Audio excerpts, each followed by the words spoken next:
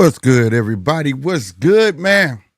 Hope everybody can hear me out there in the world. Let me know if you can in the chat if my mic's sounding all right. If not, we can correct that before we start tonight's show. Man, it's Monday and I'm feeling it. I swear I'm feeling it, bro. But we gonna work through it. You understand me? Let's get this thing going, man. Y'all know what it is. I am your boy Slick 50. Please, as you come in this house, you gotta wipe your feet. Wipe your feet is referring to hit that like button. And if you forgot, if you was here before and you forgot something, which means hitting that subscribe button, hit the subscribe button, bro. You know what I'm talking about? And we gonna get this thing rolling. How y'all doing today, bro? How y'all doing today? We gonna keep it moving. You understand me? And if you feeling friendly, dog, you get the Cash App or the Super Chat, man. Everything helps the channel grow. Believe that. You understand me? Momentarily, the Cash App will be up somewhere around here. Also, you can go to www.njrmediastore.com. The store is always open. I always forget to put it out.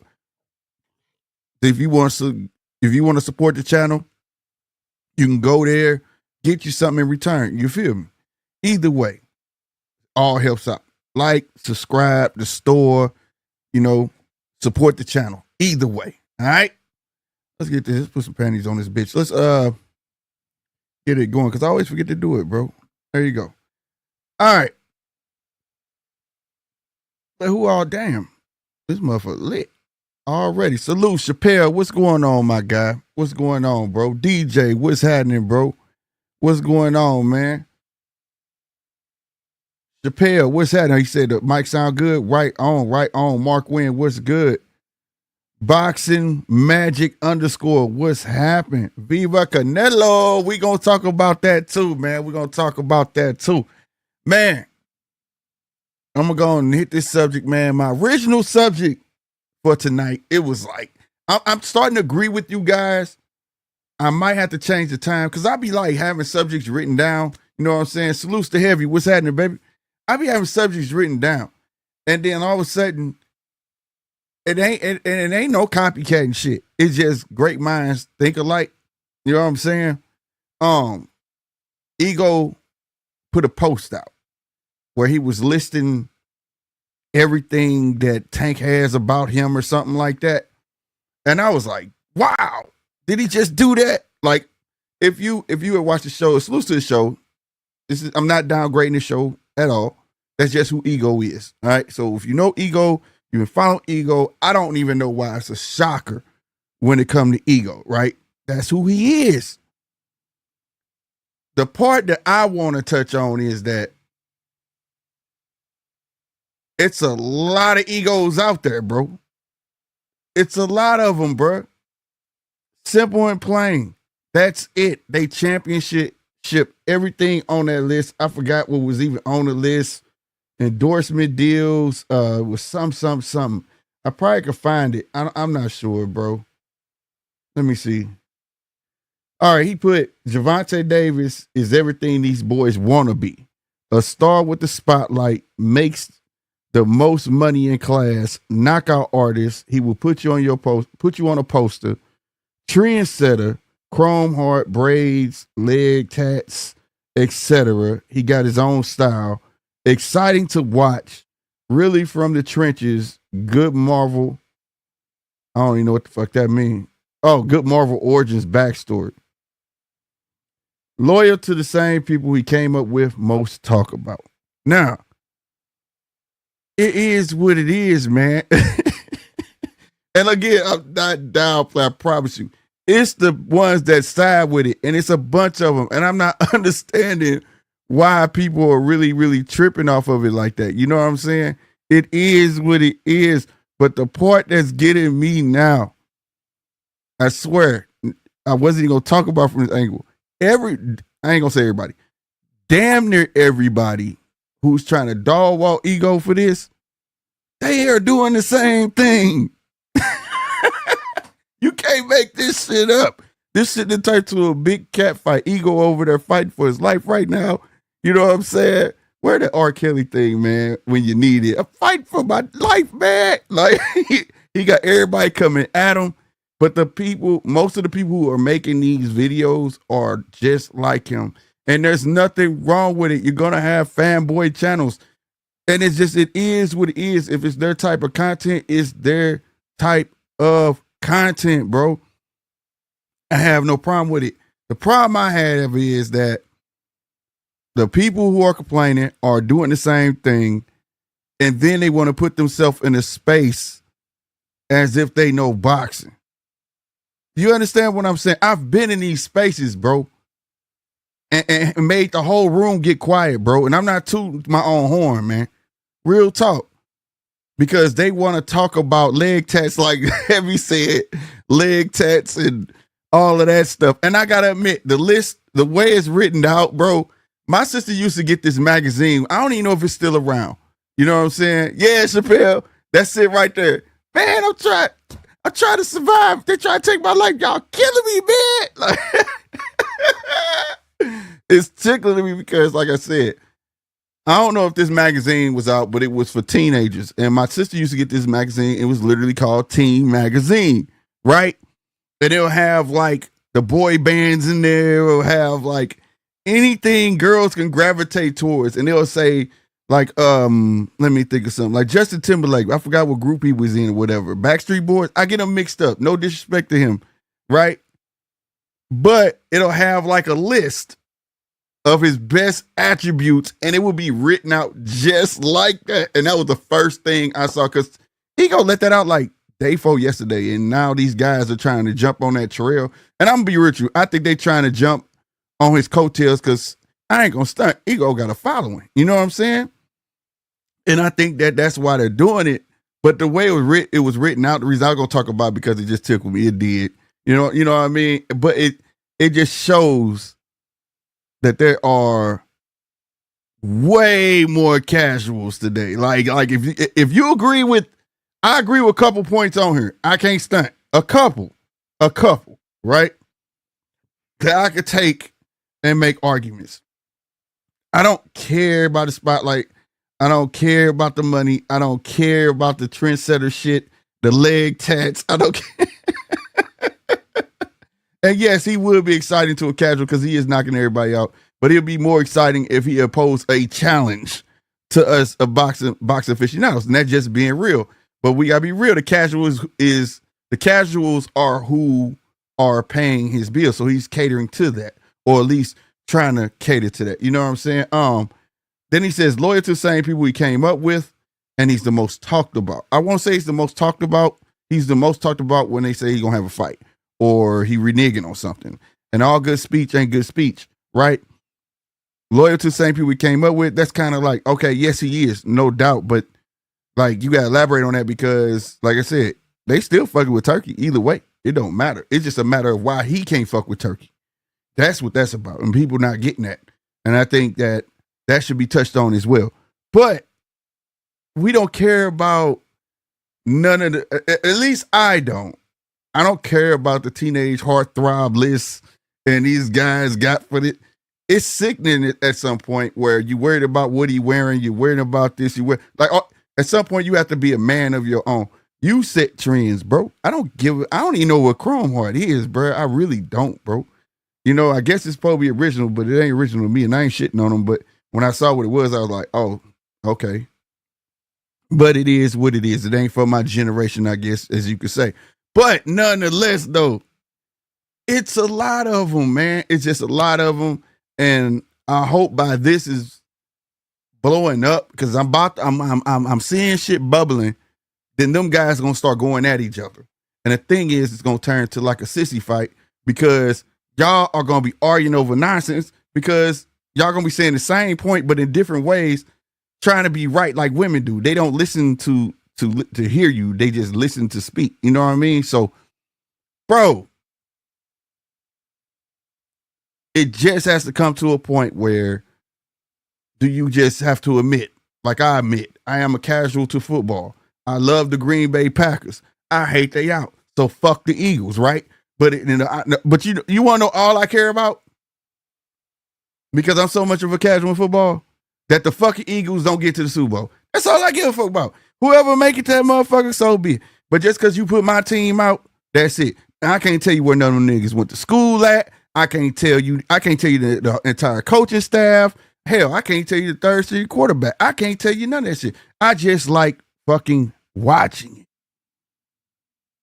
So if you're that type of person and you have a show and you just like watching boxing and you just like talking about boxing, there's nothing wrong with it. When it becomes a problem, when half you guys on this show,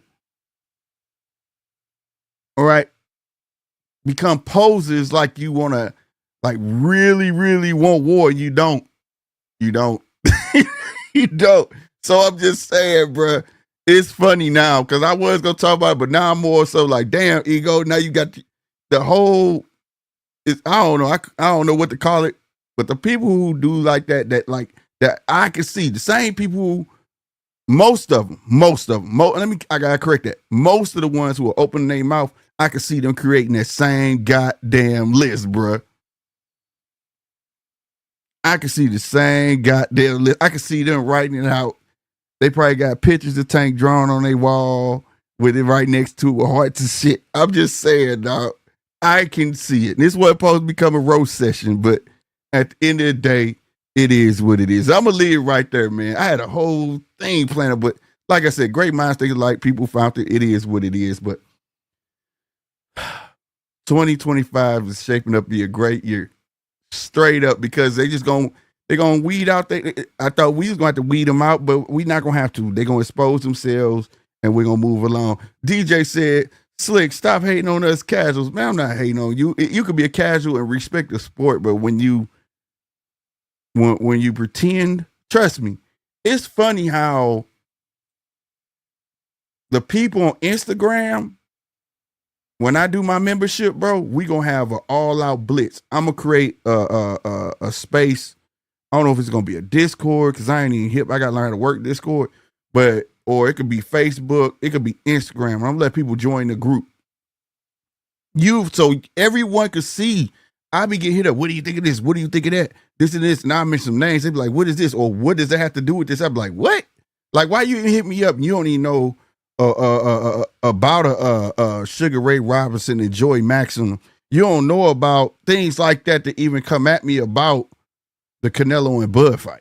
You know what I'm saying? When I bring up these points, you know what I'm saying? When I bring up guys who started at 135 and ended up at my man Hands of Stone ended up at like heavyweight. All that shit matters because the main point that everybody's saying, they talk as if it can't be done. It can be done. In my book, right? I'm not going to shit on another man's dream for nothing. Yes, I already stated who I think going to win it, but who am I to say that Bud can't go up and actually win that fight? Like, let me ask you a question. Let me ask y'all a question. If Bud go up there, right? And this ain't just a Bud campaign, because I'm going to talk about the Canelo side of it too. If Bud go up there and actually fucking win, what is everybody gonna say then? What excuses everybody gonna have? Because majority of everybody who's saying Bud ain't gonna get it, I call them day ass niggas. Remember when Ice Cube went to go talk to old girl, he was like, "You ain't gonna get it," and then when he got all the way across, he said, "I hope you don't get it." That's them old day ass niggas. Most of them are Earl supporters, and they just don't want to see. And I understand it because y'all gotta be casuals, because that's how I feel about the goddamn Eagles right now. I hope y'all don't get it, right? But at the same time, what are you gonna say? What are you gonna say? Are you gonna be real? Be like, shit, are you gonna be a real one? Like, I hope Bud over here, but Bud the truth, right? And then when you do win, you just gonna say you gonna congratulate him, because that's what I'm gonna do if the Eagles win. If the Eagles make it to the Super Bowl and win, I'm like, shit, salute to them guys, bro. I ain't gonna be like, fuck them bitch ass niggas. All them niggas was juiced up. You know what I'm saying? And they gave them this. I'm not gonna do all that. I'm not. You know what I'm saying? I don't know enough about it to do all that. So I just want to know, what are y'all gonna say? Because there's so many examples. If you are really a student of the game, right? You know there's a plethora of examples out there where men have went up, whether they made stops along the way or not. You can find them where they didn't. That you're gonna find some who did it and lost. You're gonna find some who done it and won. You're gonna find, you understand me? So it's not new. As they say, there's nothing new under the sun, bro. Nothing new. And salutes to Shakur Stevenson, man. That was dope, man. I watched the interview over there on the Portaway podcast with Shakur Stevenson. That went hard, bro. And I like what he said, like, because I said it before. I've met Bud in person, and he was like, people think Bud's small. Bud not small, bro. He not. Now, he not no 170 or nothing like that, but he a bit like 160, 165 in that range, just walk around weight. And if you want to believe that Bud gonna come in at 168, I think something wrong. I don't think he comes in at no 168 at all. Because you don't got to come in at 168, bro. I don't think that would serve him any great deal. I don't think that works in his benefit at all to come in super heavy. I really don't. You know what I'm saying? If you look at the fights, man, even at 147 when he was fighting, we have to get off the scale. Look how he filled out, bro. I'll be first to say, you could find Bud at 147. Goddamn me, look at his jaws, nigga. All that shit. He was sunk down. But he just had the skills. Skills pay the bills, right? So on and so forth. So I'm a Bud fan. I hope he win. But I stand on my shit, though. You go walk in another man's house, go in the refrigerator, see what happened to you. You going up into that man's house, and if Canelo should win. That's his house. That's his wheelhouse. The same way when Canelo went and fought Bivol. Ain't no way. I was like, no, I'm not. How I'm going to pick Canelo over Bivol? I can't do it. He's there. He's the champ for a reason. Ain't no way. You go fucking with the man, I got to show you now. You get what I'm saying? So, you know what I'm saying? And it ain't to say Canelo weak. The only thing I can say, Canelo has slowed down a bit. You synced it. He's Mr. High Guard, catch and shoot. You know what I'm saying? And that's something for Bud, long as his feet work, which I believe, but it's a I saw something. Hold on. He might be taking it's a rumor though, I think. Damn, who they say he was going to fight, bro? Hold the phone. Let me find that. It was something somewhere. Hold on. Yeah, they saying it's a rumor that he may take a tune-up at 168 fighting Sergey Derevchenko. And I think that'll serve him right, bro. I think that'll serve him right. What's good, Punch? What's good, Punch? Yeah, what's good, nerd? I see you, nerd. What's happening, man? So I think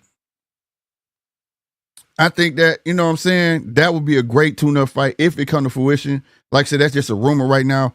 But I believe Bud needed to make a pit stop. I don't believe he need to just go straight there. You know what I'm saying? Hell no. That and then be a what? August? That got to be like, what, 12 months? A 13-month layoff? No. And this man finna fight in May? No. I think that's just a recipe for disaster. So I don't think that or whatnot, right? And I'm just giving my spiel on a fight because, you know, it's seeming like it's going to happen, right? Close to finalization. But before I move on to the turkey part, okay, of this shit, because I think I hold on, let me read this. Somebody had caught my eye in the chat. Nerd said so Bud been weight bullying dudes at 135, 140, and 147 all along. No.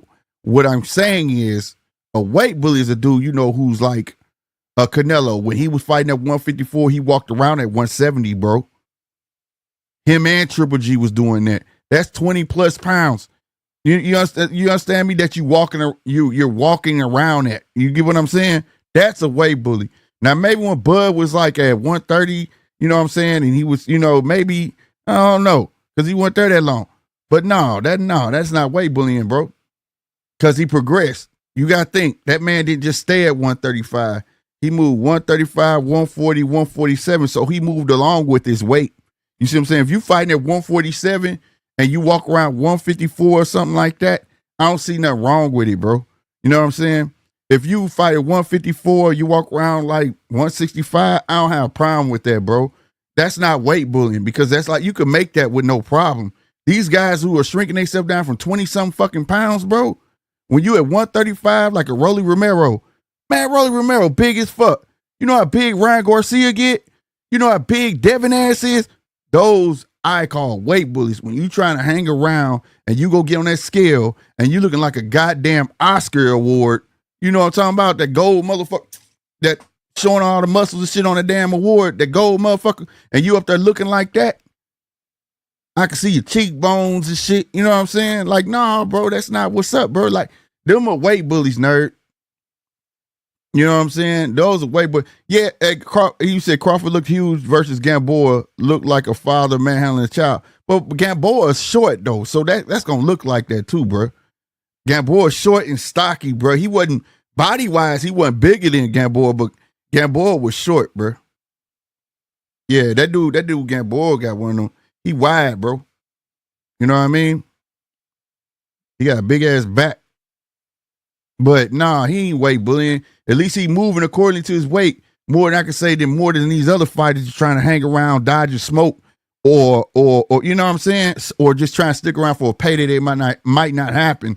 I'm all for it. You know what I'm saying? Like when Shakur got on scales, lost the belt, said, fuck this shit, man. I can't make this shit. He probably could have, but why do it? Why fuck your body up? You know what I'm saying? Go somewhere else and dominate. You feel me? Straight up. Casino, I see you, baby. What's going on with you? What is going on, man? Hey, you guys. Real talk. So, like, yeah, that weight bullying shit, but we talk about that shit forever, bro. I think it should be a rule in the motherfucker. Like WC implement that rule. Fight night, 10 pounds. I can't remember if it was WA or WO, 10 to 12 pounds. IBF already have it. That shit should be across the motherfucking board, nigga. Real talk, bro. Real talk, bro. That shit blows me, bro. That's why people was happy when it wasn't just that Triple G could fight. Well, probably for y'all casuals, it was when Canelo first fought Triple G. Everybody's like, damn. Yeah, y'all probably was like that. For me, nigga, I was like, finally he finna fight somebody that's like him. That's gonna blow the fuck up. And now he gotta fight this sumbitch. I was ecstatic.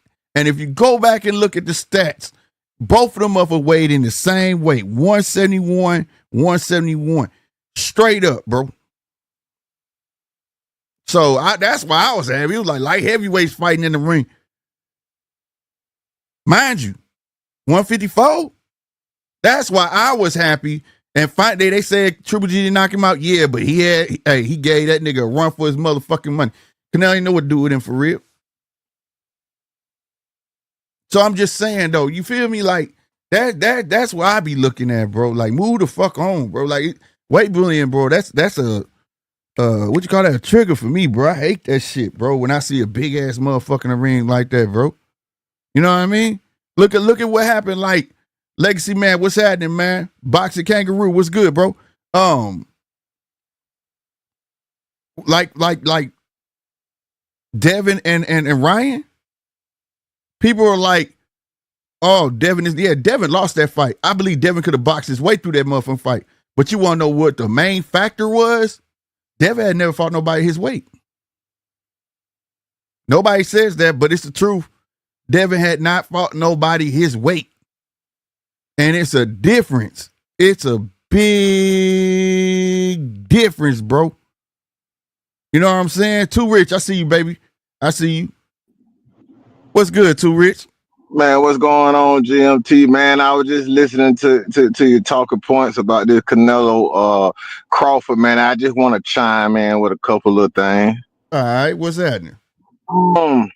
Now, I get it. I'm a Bud fan, but to me, I think Bud should be favored in the fight. Now, I know he won't be. I think Canelo opened up.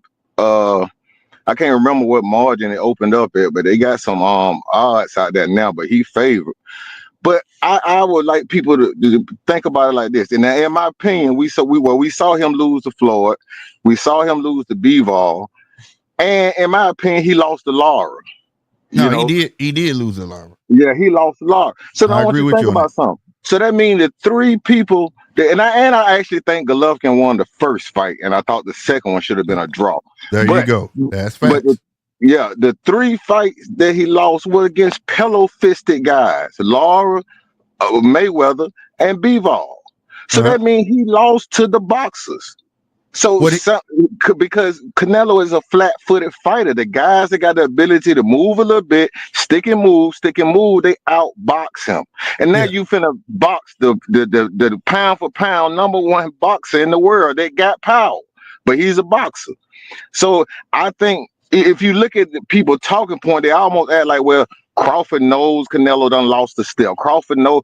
If Crawford know all that and you acting like he cherry picking Canelo, why do people think the Benavidez fight is such a great fight? Ain't Benavidez cherry picking him too? Ain't he lost the same steps if he was gonna face a Benavidez? But people look at Benavidez like that's a great fight. And I just think they are scared. Most of the people that don't want the fight are the PBC fans because they scared Crawford gonna win.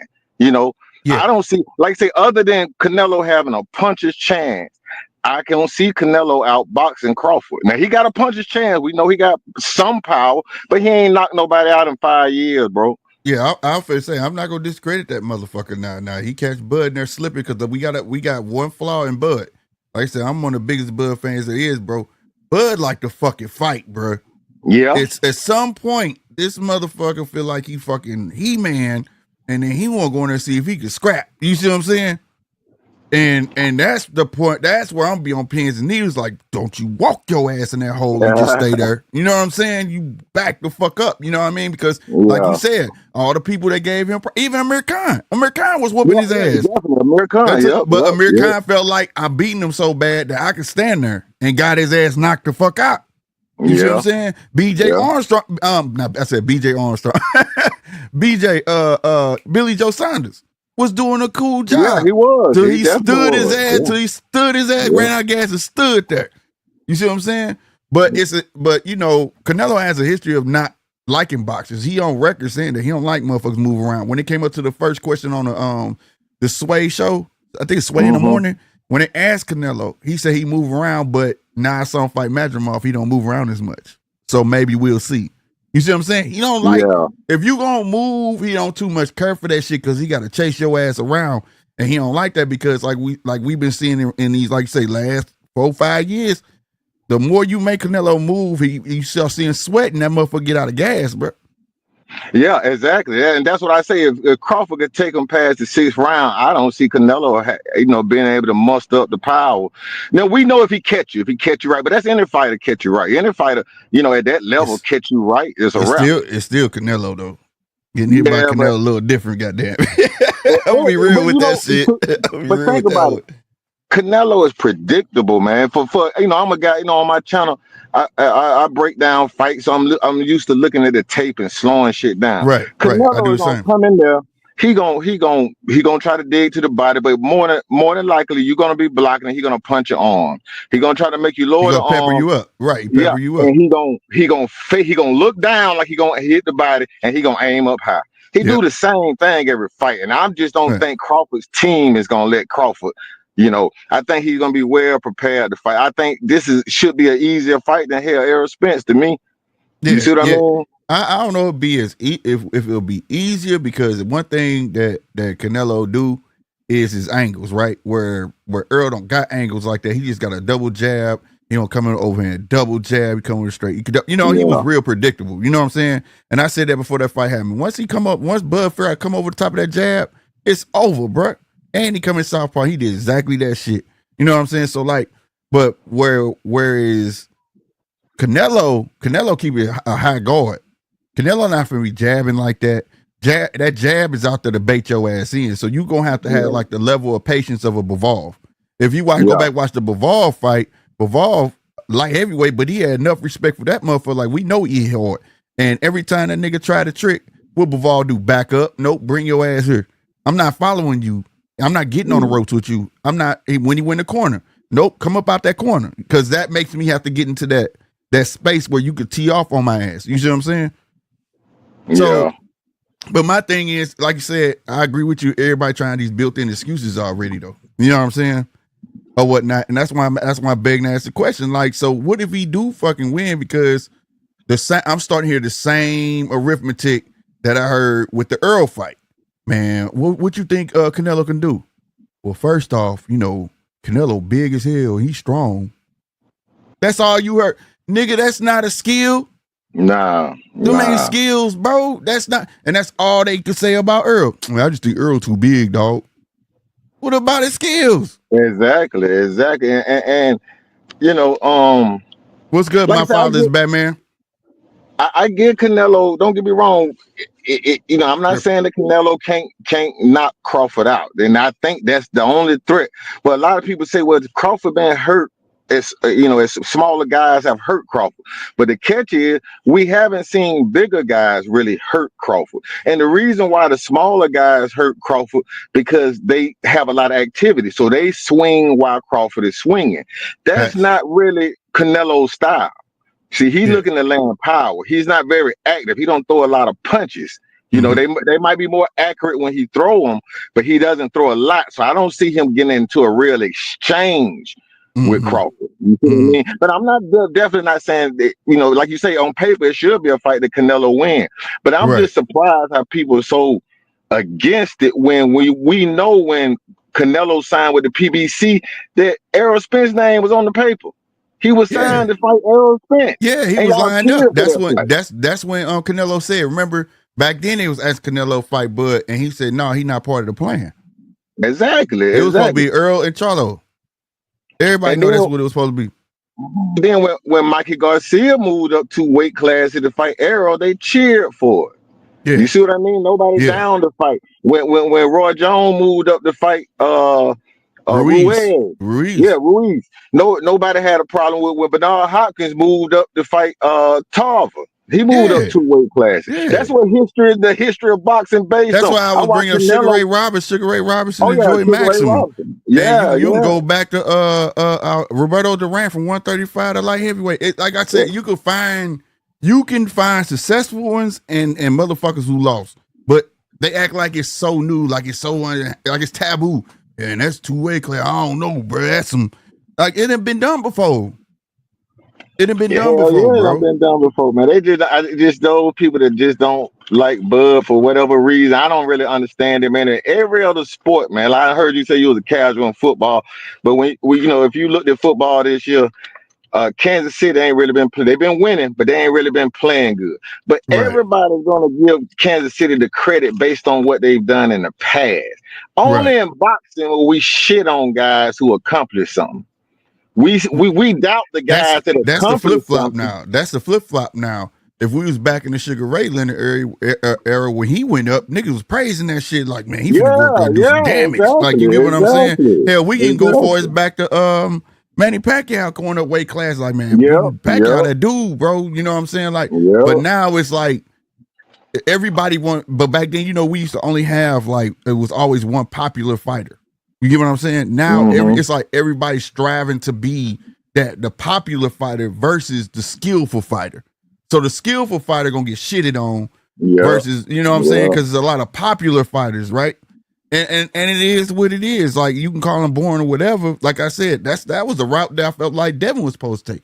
Devin, we knew he had no power like that. Devin was supposed to be the boxer, and I don't give a fuck what nobody say, but can you beat me? You saw how Lara moved, right? Yeah. Lara didn't give a fuck. You understand me? I'm about to win this bitch, though. You see, and it's crazy for Lara because now he knocking motherfuckers out, which is nuts. But you get what I'm saying, though? Oh yeah.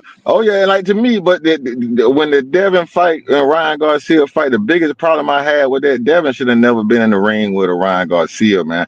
I'm a firm believer when you go for legacy, I get it. You got to fight hard fights, but to me, you gonna have to fight hard fights for the rest of your life. You see what I mean? Because you went for legacy. The moment you try to step outside of legacy and fight this money fight, that's not your lane. You know, to me, the cards was against you to begin with. The same thing with Tank. I tell people, we all want to see these fights. Tank don't fight legacy fights, man. He already said it. He already said he don't. So if he go into a legacy fight, he gonna be like a fish out of water. To me, he's gonna be at a disadvantage. I'm gonna tell you something. The part that only a couple people out in rap with peeped it, but this is where I think Devin got it messed up at, right? With that fight, I believe Devin got it messed up because they was looking past Ryan, and I'm gonna tell you how. They only took that Ryan fight because they wanted to knock him out quicker, okay, than Tank did. if I beat Ryan better than what the fuck Tank did, now everybody gonna want to see me and fucking Tank fight. Tank gonna have to fight me because they was still talking about Tank doing that whole lead up. You can't look past a motherfucker. You adding fuel to the fucking fire when you do that shit. You get what I'm saying? That ain't where it's at, bro. And then now you see how Turk doing him. All right, this motherfucker finna Ryan finna fight Rollie Ramirez. Wow, right? But it's a tune-up. All right, cool, right? Yeah. But this people don't understand. They're finna fight José Ramirez, bro. I had a guy say, "Well, he don't look good no more. He don't look good no more." Yeah. I said, "Dog, that was coming off a hell of a layoff." You get what I'm saying? Yeah. He wasn't active, bro. That's a tough fight for a Dev, bro.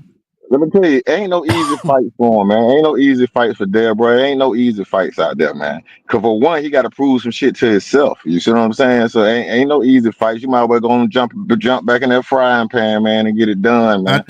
But Dev just got to come out being Dev. I think if Dev come out being Dev, bro, and fuck the naysayers and fuck the fans on some shit like that, he could box his way to a victory because that's what he was good at. Boxing. Yeah. Yeah. What saved him in the Linares fight when he got rocked? Yeah. Boxing. He tried to fight that man, got rocked, came back out boxing, won it with no problem. That's his game, bro. Yeah. He had the right slogan. Hold on. I'm gonna say this one thing because he had the right slogan. I'm just gonna take your best attribute away from you. Yeah, exactly. That's boxing. And you know the thing is, a lot of people that look at I think that Linares fight is what changed there. If you remember before the Linares fight, he had a knockout of the year over Moran. Right. So when people say Pelafist, well, what happened to the power? He knocked that nigga out. That was one of the best knockouts I ever seen. Mm-hmm. And I think in the Linares fight, when he got rocked, he became defensive after that. He became very defensive after that. He never took the chances again after that. Yeah, but he also, that was the beginning of the end because that's when he fell into the trap. If you go back to the end of that fight, what came out of that boy mouth? I guess I showed everybody I got a chin. So that told me you was out there trying to prove to the fans that you this tough guy. And now you still trying to prove that. Fuck that. Fight your fight, bro. Yeah, get out of there with a win, man. But you know the thing is, people penalize Dale, but just to show you how crazy the fans is, man. They'll penalize him for getting rocked by Linares. But you do remember that Linares dropped Lomachenko. Yeah. He dropped Lomachenko. And nobody right there at the bottom rope. I remember that shit. Yeah, they don't take no points away from Lomachenko for being dropped by Linares, but you penalize Devin for getting rocked by Linares. It's kind of weird, man. No, that's facts. So like you said, but you got to think, boxers like Dev, every boxer went through this shit, okay? At the end of the motherfucking day, if you use your feet, trust me, you might as well get used to being hated now, and you're going to be loved later. The era of Mayweather, you had your fanboys, but there was a lot of motherfuckers out there that was like, man, this nigga boring. All he do is run around.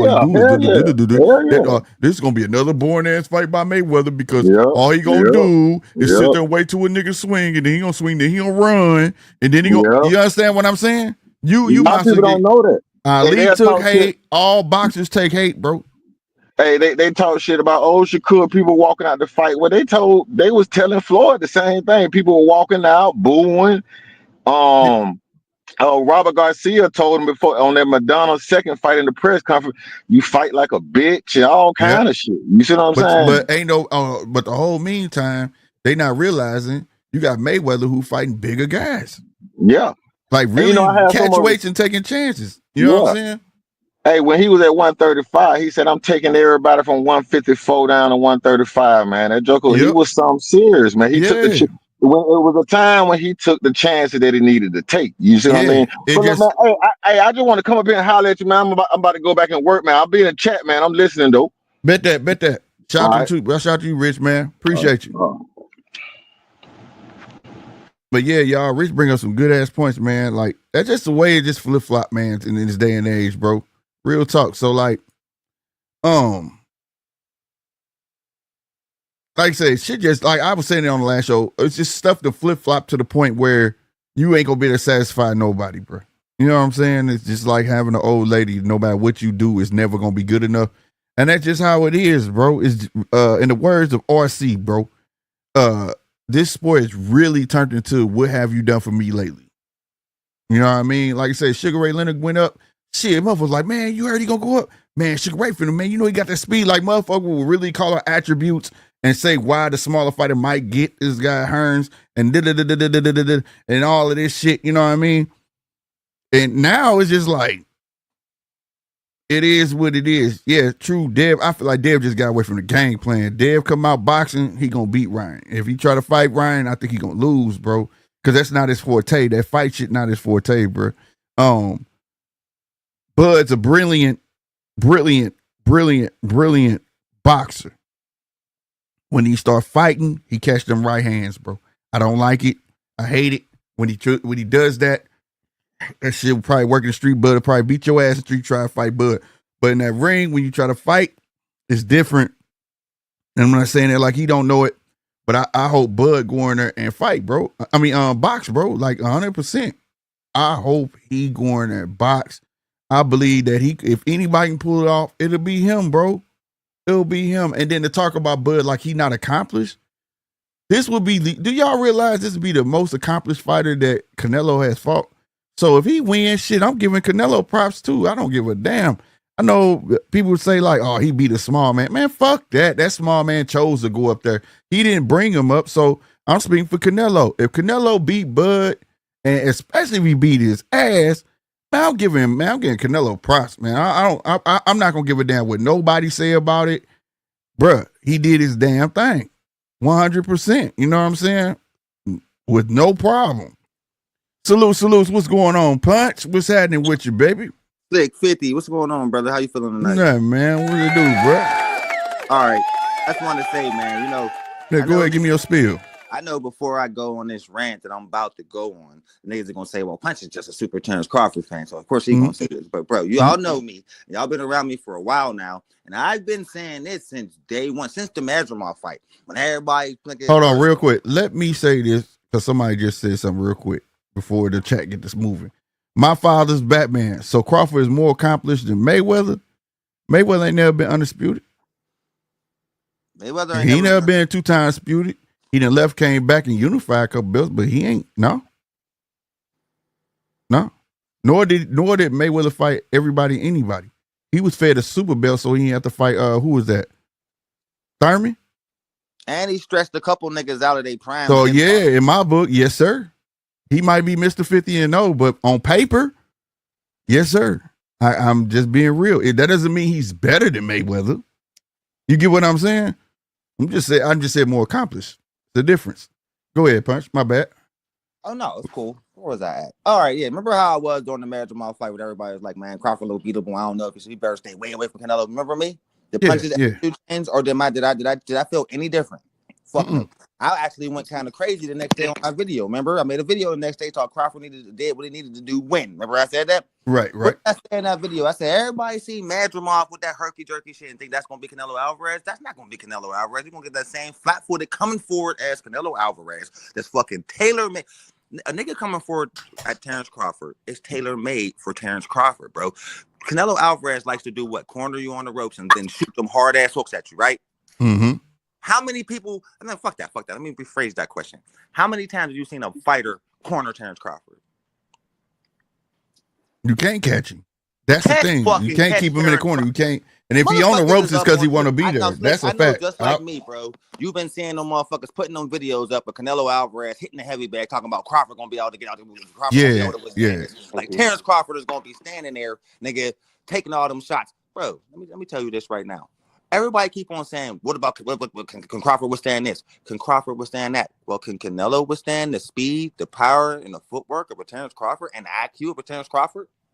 Yeah, I think Bud got enough power to make him respect him, though. Anybody, you know what I'm saying? I don't think he got enough power to knock Canelo out. Out of everybody Canelo Alvarez fought, who had close to the skill of Terrence Crawford? Let's be honest here. Maybe 2 fighters. Mm-hmm. 2, and they gave him one gave him his his first loss, and the other one gave him his arguably second loss. Laura and Floyd Mayweather. Yeah. Crawford is them 2.0, motherfucker. Laura won that motherfucker. So Laura won that motherfucker. If you ask in my opinion, Slick, These motherfuckers are shaking in their boots like them motherfucking illegals is right now, nigga. They so scared of this fucking fight because they know it's about to happen. And I ain't one of those niggas that just think just because Crawford cooked, nigga, Errol Spence, that, oh no, he just guaranteed to beat Canelo. No, Canelo's tailor-made for Terrence Crawford just like Errol Spence was. That's why they're using the same fucking excuses for Canelo that they used for Errol Spence. Like you said it earlier. Right. Same ass shit. Oh, Canelo's too big. Canelo's too strong. But when Errol Spence tried to bully Crawford and Crawford said, fuck off me, this ain't that. What they gonna say if we do that to Canelo Alvarez? That's why I said if he win, I want to know what y'all get that man his props because he going up a big tall feat. It sound easy, but Canelo still going that he got we got mind. He got that pressure. He right now to me the king of the catch and shoot because that's what he gonna be doing the whole night, trying to get you to stand still, going to the body, and Bud gonna have to move if his feet working that night. Right, like don't fight the fight you fought Madrimov. Like actually move the Bud we known and seen. If he moving, bro, yeah, he should win that shit like how Bivol won it. Is a come forward fighter, and all come forward fighters are tailor made for Bud Crawford. I don't give a damn what you say. I don't care what you say, nigga. If you a come forward fighter, just like Errol Spence was, he's gonna cook you, nigga. Right. Let me say this. You gotta be able to outsmart Terrence Crawford, nigga. If you got the skill, nigga, in the ring got you to beat him, then nobody's ever gonna beat this nigga. And there ain't been nobody yet. And Canelo ain't gonna be another victim. And I'm gonna rub it in everybody's faces the same way I did with Spence, bro. Right. Hey, my father's Batman. He said 5 weight classes be packed. Marquez, Cotto, De La Hoya, Canelo, Hall of Famers on resume. Undisputed isn't the end all be all. Josh Taylor was undisputed. Who's calling him great? Now watch this shit. Let me break this shit down to you. I'm gonna say again. I didn't say he was better, but on paper, if you go look at Pac-Man, all right, Manny Pacquiao on paper, and if I was right, Manny Pacquiao accomplishments on paper, and put it next to Mayweather's, you swear Manny Pacquiao was a beast. You would have swore he was a beast.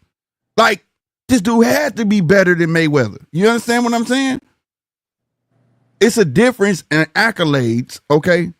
Than your resume, bro. Your resume is your resume, bro. Now you want to talk about resume? Hell yeah, man. Mayweather came in that era where it was beast everywhere, bro. Everywhere. You get what I'm saying? That's why it's not fair to argue Mayweather resume with a Bud, bro. It's not that many niggas out here really like that. No, and he wasn't half as ducked as Terrence Crawford, and he was the #1 fighter who can get you the biggest bag. So everybody wanted to fight him the same way everybody wanted to fight Tank. So that's all I'm saying. I'm talking about 8 division champ, motherfucking goddamn me Pacquiao, fighter of the year like what 4-5 times, and like all sorts of shit Pacquiao got over Mayweather, bro. Like if you was actually go look in the books and you had never saw these guys fight, you'd be like, damn. You get what I'm saying?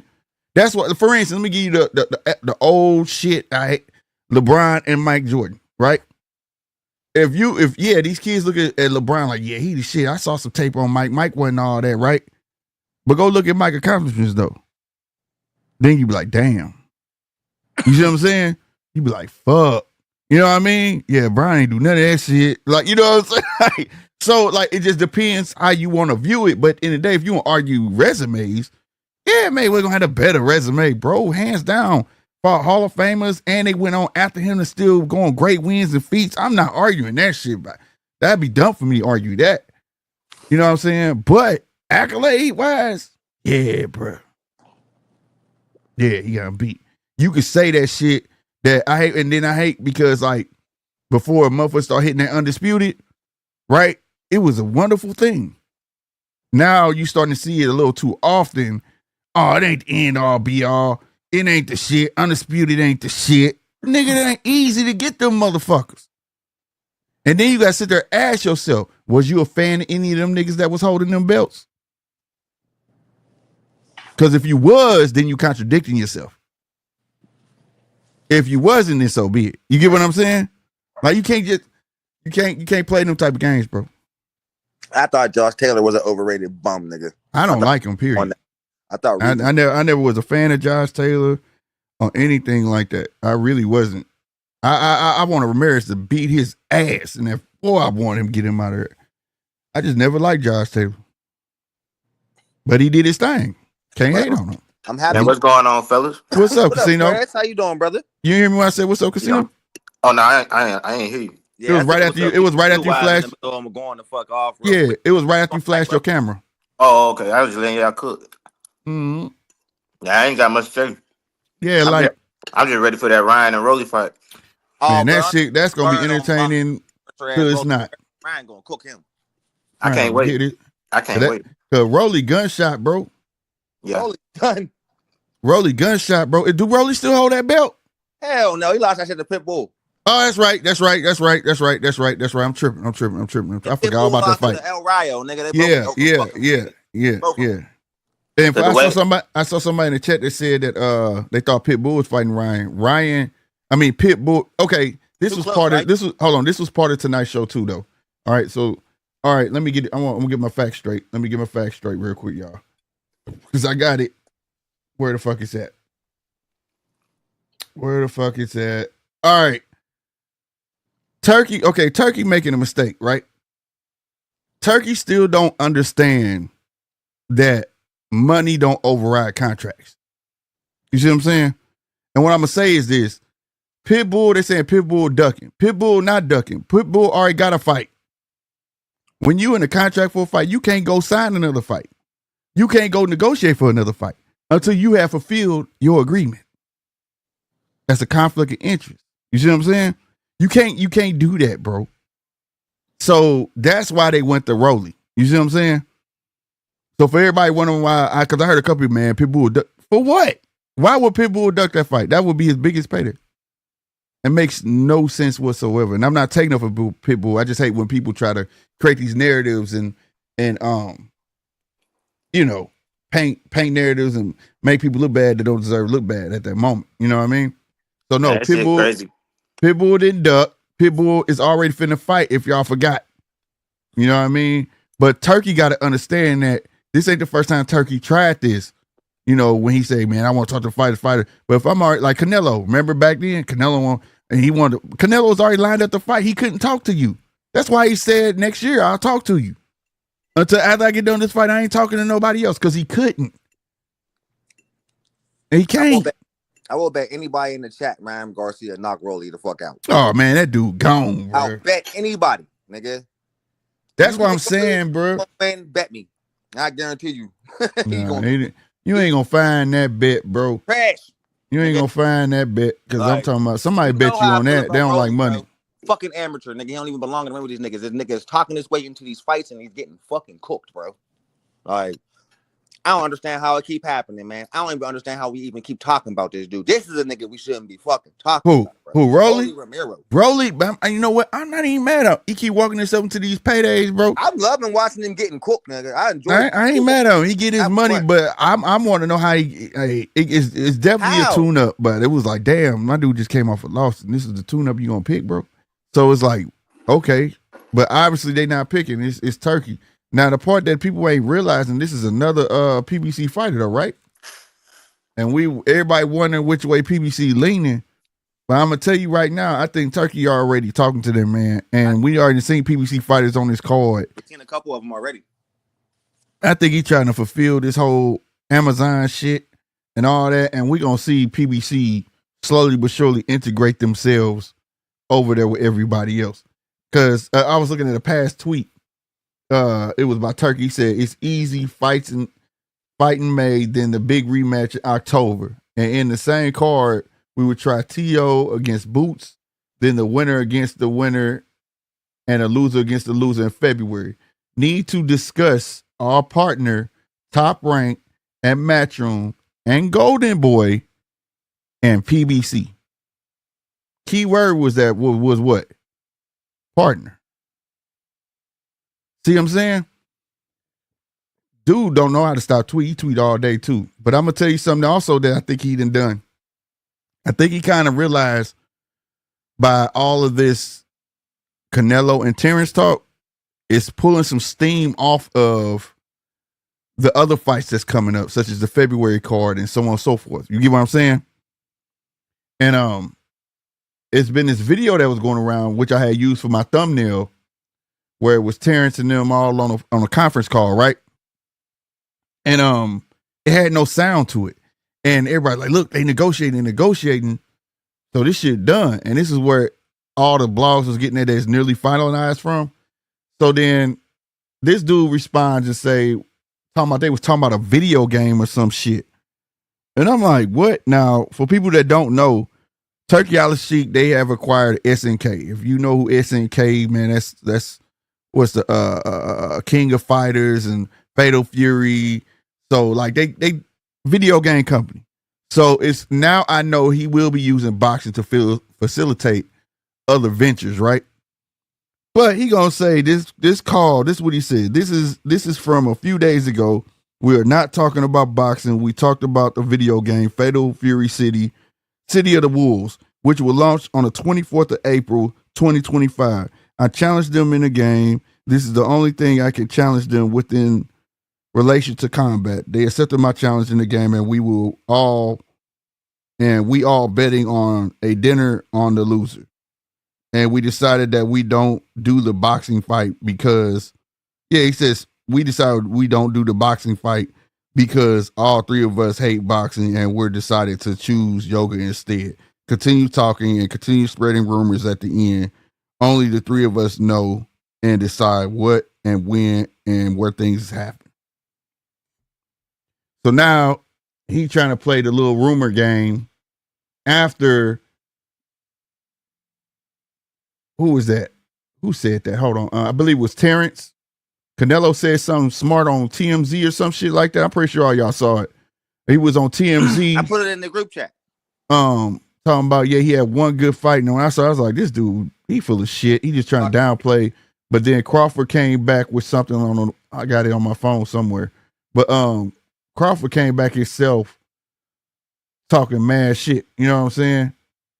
Talking about remember that. Yeah, he said, LOL, that's crazy. So every fighter I fought is not good, but one noted. Just remember what you said because I've always had the joy in making somebody look like nobody's. So they just told everybody right there, it's up then. You get what I'm saying? It's up then. Like, what the fuck you mean? And now you got Turkey trying to jerk everybody's leg. Like, what the fuck? What the fuck you mean it ain't on or whatever, man? Get the fuck out of that video game talk. You ain't finna. I think the problem is Slick that it's just leaking too fast before you can get the announcement. He's just and that's my point, and that's what I was finna allude to. It's funny how shit come out in the future, and we be talking about shit. I feel like we be talking about future content, bro. Because what we just talking about on this platform, I wish they quit bringing up shit until shit finalized. Mm-hmm. Quit letting us know, like keep that shit buttoned up until we fucking done. You know what I'm saying? You know what I mean? Like 100%. Hey, Russ, go ahead. Like earlier when I put it in the group chat about the Devin Haney and Ryan Garcia shit, the fights, bro. I sent that to y'all before Haney and Garcia even posted on their Twitters. Right? How is that possible? And it's just like, dog. You got all this. You got a calendar lined up. Actual fighters actually posted it on Twitter, bro. This is how fast motherfuckers be getting this information, bro. Man, what Turkey should have did was we already knew February 22nd we getting a huge ass card. You feel me? February 22nd, announce another big card. You get what I'm saying? Once that done, announce another one. Like, dog, you doing too much, bro. Cause now everybody waiting on that motherfucker. That's what he do. He know everybody waiting on that shit. I don't give a fuck how much you want to hate on the fight. Say this and the third. Everybody's gonna tune into that bitch. And that one fight trumps February 22nd card. It trumps any other fights he got going on. I swear to God, it trumps everything he got going on, bro. So I think he's trying to slow down that train. You know what I'm saying? I think he's just learning, like, because I feel like he be trying to make people happy, but one thing about boxing fans, you can't make them happy. You know what I'm saying? Like, even though we got all these announcements and we know all these fights is coming, people still find things negative to say about Turkey. And then on top of that, it's like that's what we be wanting. Like, everybody swear we want. Like, I've heard I don't know about y'all, but I'm just saying I've heard many people say, man, boxing need a schedule. Then he gave a schedule, and now it's like, man, we don't need no schedule.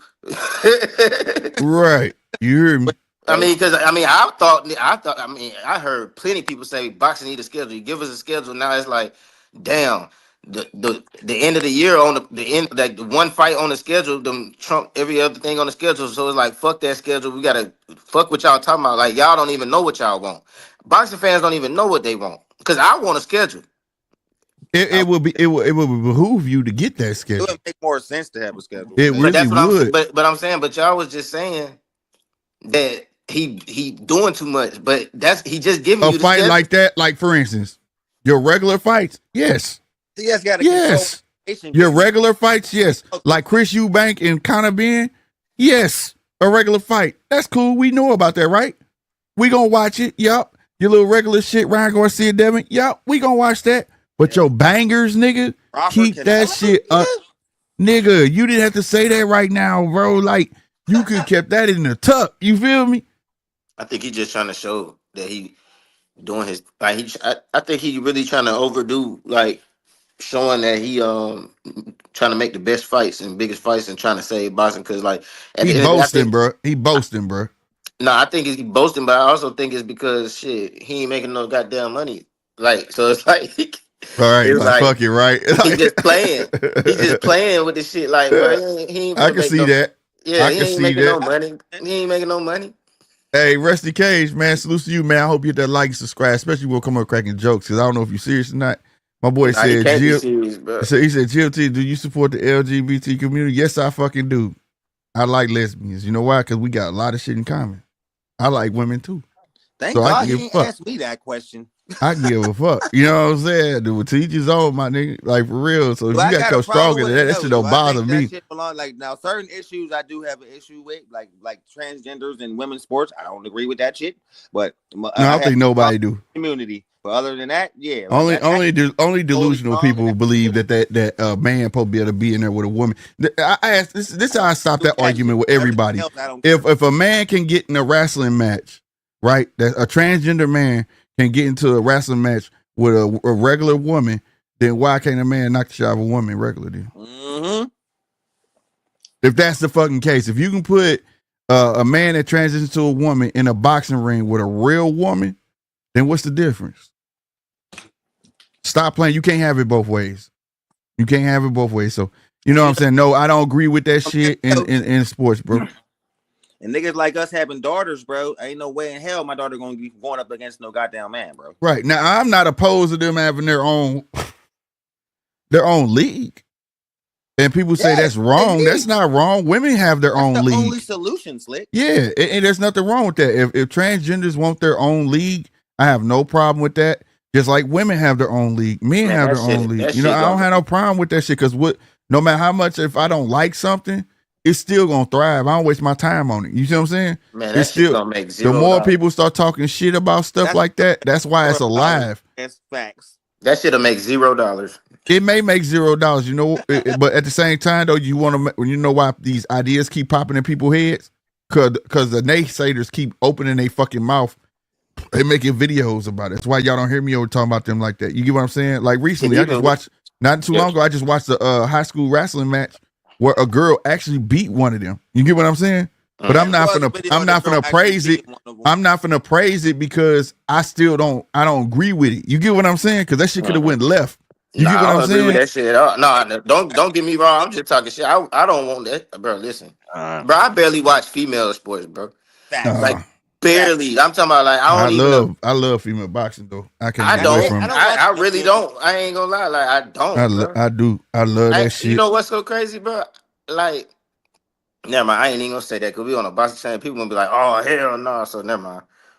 I'll say it. I watched the sexiest ones. He said sexiest. Yeah, I seen Alicia Baum. I didn't see Alicia Baum go on the fight. You chauvinist pig, you. I'm gonna go watch some of that shit, but I don't like watching women fight. I'll tell you this real quick, DJ. I'm gonna let you have your spiel. Casino.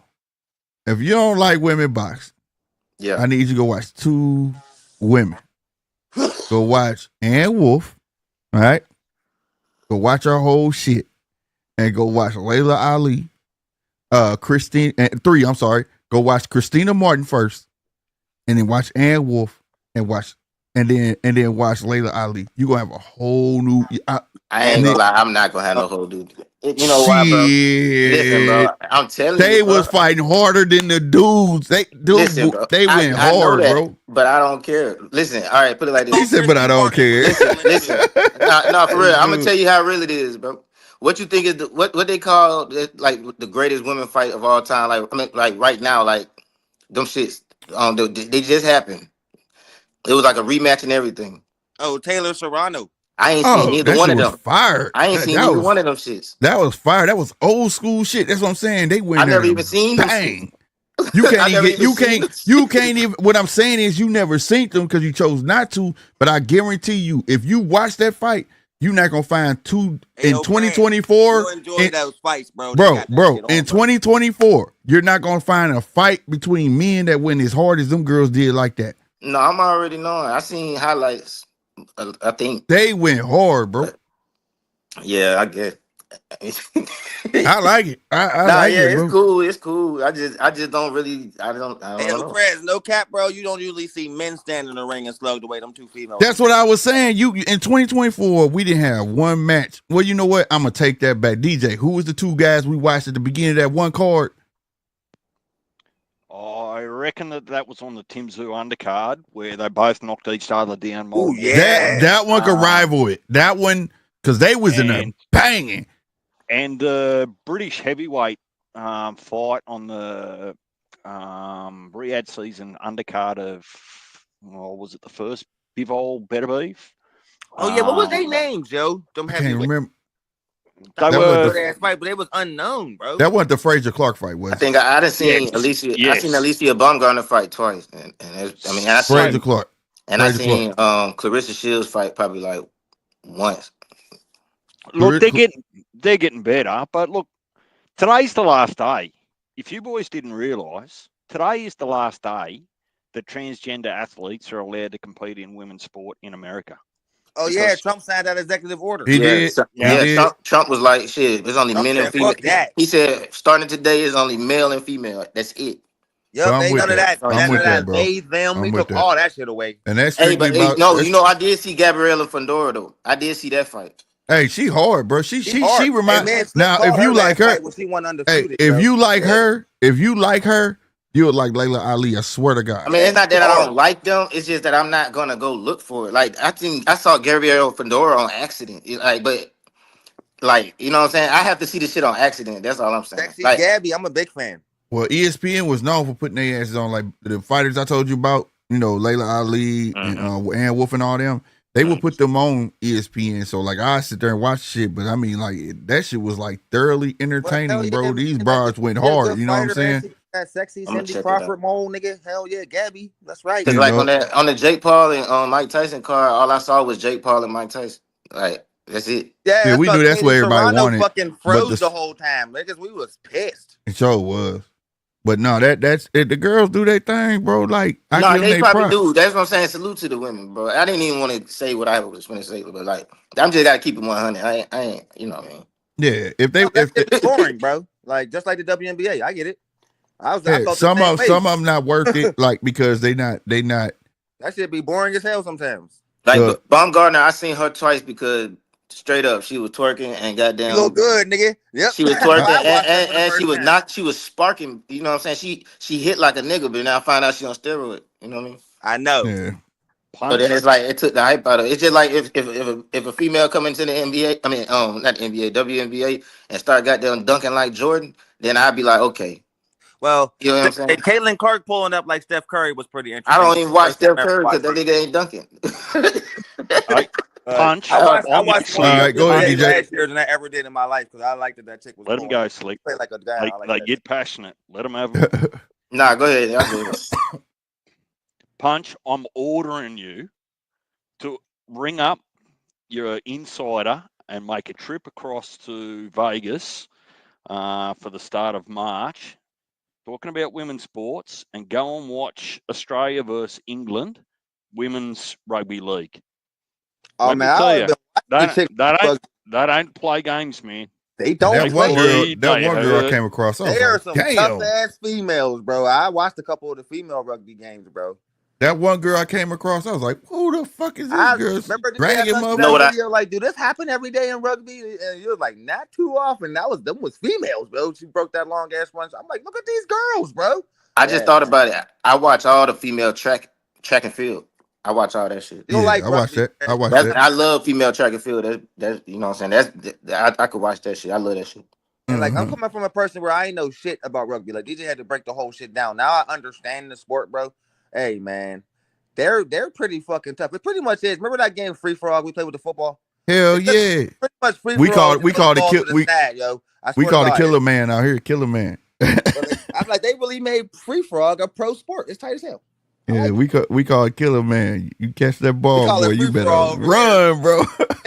Toss the ball in the air and just whoever catch that bitch and just run. Swear to God. Swear to No God. pads, full on tackle. Yep. So, bringing it back to boxing, the reason I come up is I've got a couple of questions, right? I don't necessarily have opinions. Slick, you probably already know or can predict my opinion on Hold up, Rollie. man. Before we get into this, can I get my props? Because I called Crawford Canelo weeks before this actually became Yeah, you real. did. Y'all all You called me did. crazy. I didn't call you crazy. I didn't call you I crazy. said, I don't want to talk about this shit. It ain't happening. I'm like, bro, I don't think this shit's really gonna happen. Nigga, like, I'm telling you, man, I got the feeling. I'm telling you, I've been paying attention. No, you was right. Wire, this fight's happening, nigga. I'm telling y'all. They're like, man, I don't know, Punch, man. We gonna see. And now look at it. Look at this now. But Punch is right, Yeah. y'all. All right, Punch is Punch. That's right. Holy crow. Holy Punch is crow. right. It's only fair. We did give you a hard time. Yes, but y'all did. Contract's not signed. We're not interested. I remember. We don't even want to talk about this. Yeah. You was right. You was right, bro. You was right. Yes, thank you. Thank all of y'all. 913 and heavy. I expect the same from y'all niggas. Y'all's all on my head, nigga. I was right. What was the question, DJ? Is this the best card? Because this is ringside card, isn't it? The Haney and Ramirez and Rollie and Ryan. Is that correct? Yeah, it's the Ring Magazine card. Ring Magazine card, yeah. Ring Magazine. Mm-hmm. Did he go in too early on that and not wait enough time that he could have got bigger names or better matchups on it?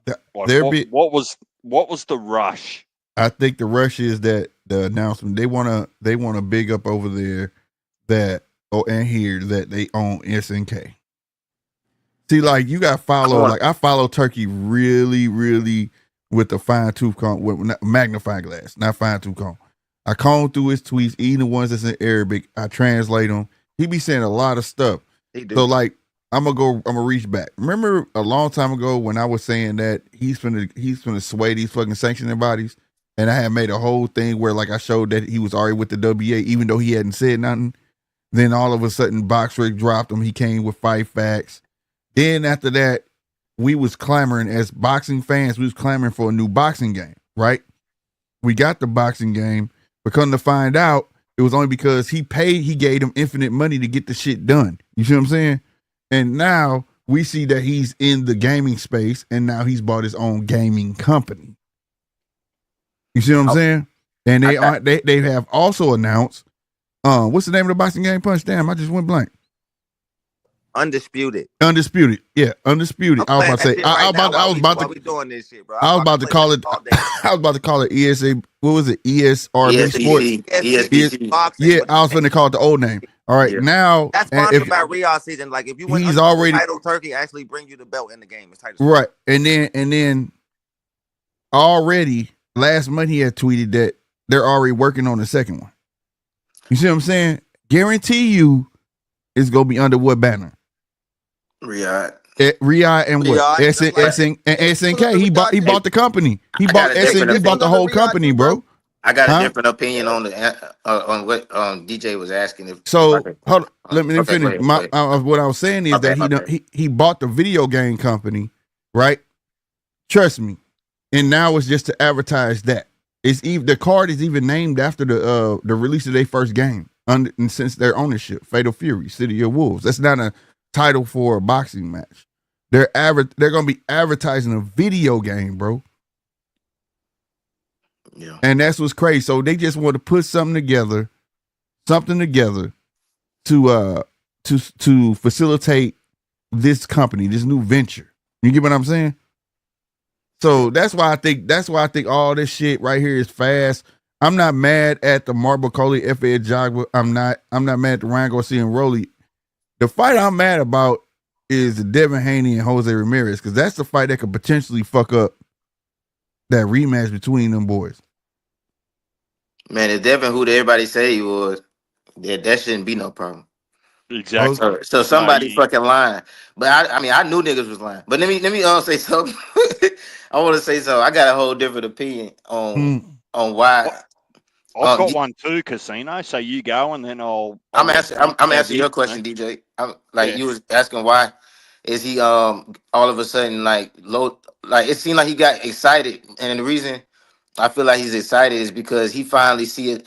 I think he's starting to see like I might can actually make some money off Ryan. Like he didn't even have the Ryan and Devin rematch on his plate just a second ago. Like he didn't even expect Devin. Devin was just talking BLK Prime. Niggas done forgot. You know what I'm saying? Devin, mm-hmm. he finally, so he feel like he can really make some money off their rematch, and he also feel like he could really make some money off Crawford and Canelo, which he didn't. It didn't look like that shit was gonna happen a while ago. So now he like, okay, now we got the money fights. Fuck February 22nd, because I mean, he like, because that shit ain't gonna make nobody. I don't give a fuck what. Like we hardcore boxing fans know that shit lit, but man, he ain't gonna make nothing. But with Ryan and Devin, he gonna make something. He feel like, and then with Crawford and Canelo, he gonna make something. So he just happy as hell. He finna make something. Cause I feel like, man, them folks ain't finna keep letting that man lose. You know what I mean? With their money. You know what I'm saying? But he's not signing them to like long contract deals. He only one that's a rumor is he's ever gave a long contract deal to is Canelo. He's talking about a 3-fight deal. Now I don't know how true that is, but I know everybody else they getting 1-fight deals. But that's what I'm saying. He's excited about all this shit. Like he's excited. Like he's Mm-hmm. excited because I'm like I'm finna finally make some money. Like the same thing. If he was to get tanked to fuck with him, he would forget about all them cars that we were talking about, mega cars. He wouldn't even talk about them shits like that because he would be so excited about that the fact that he finna make some money. He gonna make some money. You feel me? He ain't making no money with these niggas. So what do you think? You think he gonna raise the price? Man, hell yeah, bro. Listen, all he want to do is make money, bro. All this shit was about he trying to lure in the actual money makers, nigga. Yeah, I agree with Casino, bro. He I just don't. trying to lure in the money makers. Once he get the money makers, he happy. Like he Now been you making sense. Now yeah. you're making sense. Okay, I Yeah, I get it don't now. think that Crawford Canelo gonna be $25, nigga. Or Ryan Garcia Haney too. Them shits is gonna be $80, nigga. And ain't nobody gonna complain about it. Right. Yeah, But see, but I he wouldn't didn't be even have mad the at it fighters. either. I wouldn't be mad at it though. You get what I'm saying? That's Hell why no. everybody called him Price accordingly. Price accordingly. I'm not mad at that at all. because So everybody was just calling him like the B side. Like he was the B side king for a minute. He wasn't making shit. So now he getting some A sides. He happy as hell. So now he accidentally overshined in February 22nd because shit he know that shit was like a fucking like a B side holiday, nigga. Like But the thing is, you on other the B than side depending where you at. Now, if the fights was here, then I'll be like B side. But if they over there, man, they don't look at shit like that. You feel me? yeah. Like So it's a difference. actually, Turkey, and I was listening into an interview there with Ring Magazine and Eddie Hearn. Mm-hmm. There actually is no A and B side with the way that Turkey makes the fight. What he does is he does a individual contract with, and this is just an example, right? You'll do an individual contract with Eddie Hearn, Matchroom, and the fighter, right? And then you'll do an individual contract with whoever the opponent's going to be, call it Golden Boy and the fighter, Right. right? They're actually not sharing a bag and they're not sharing a pay-per-view number, a front end or a back end. It's just a guaranteed. You meet in the middle on the night, make the weight, right? Follow the rules. This is your individual contract. You'll get paid out, and this is your individual contract and get paid out. Yeah, they get What that that full actually thing.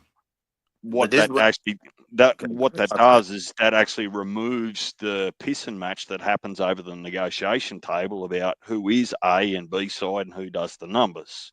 Right. Now, I'm happy for Casino to have his opinion. It's not better or different to mine, only that I actually don't believe that Turkey Al Sheik's losing money.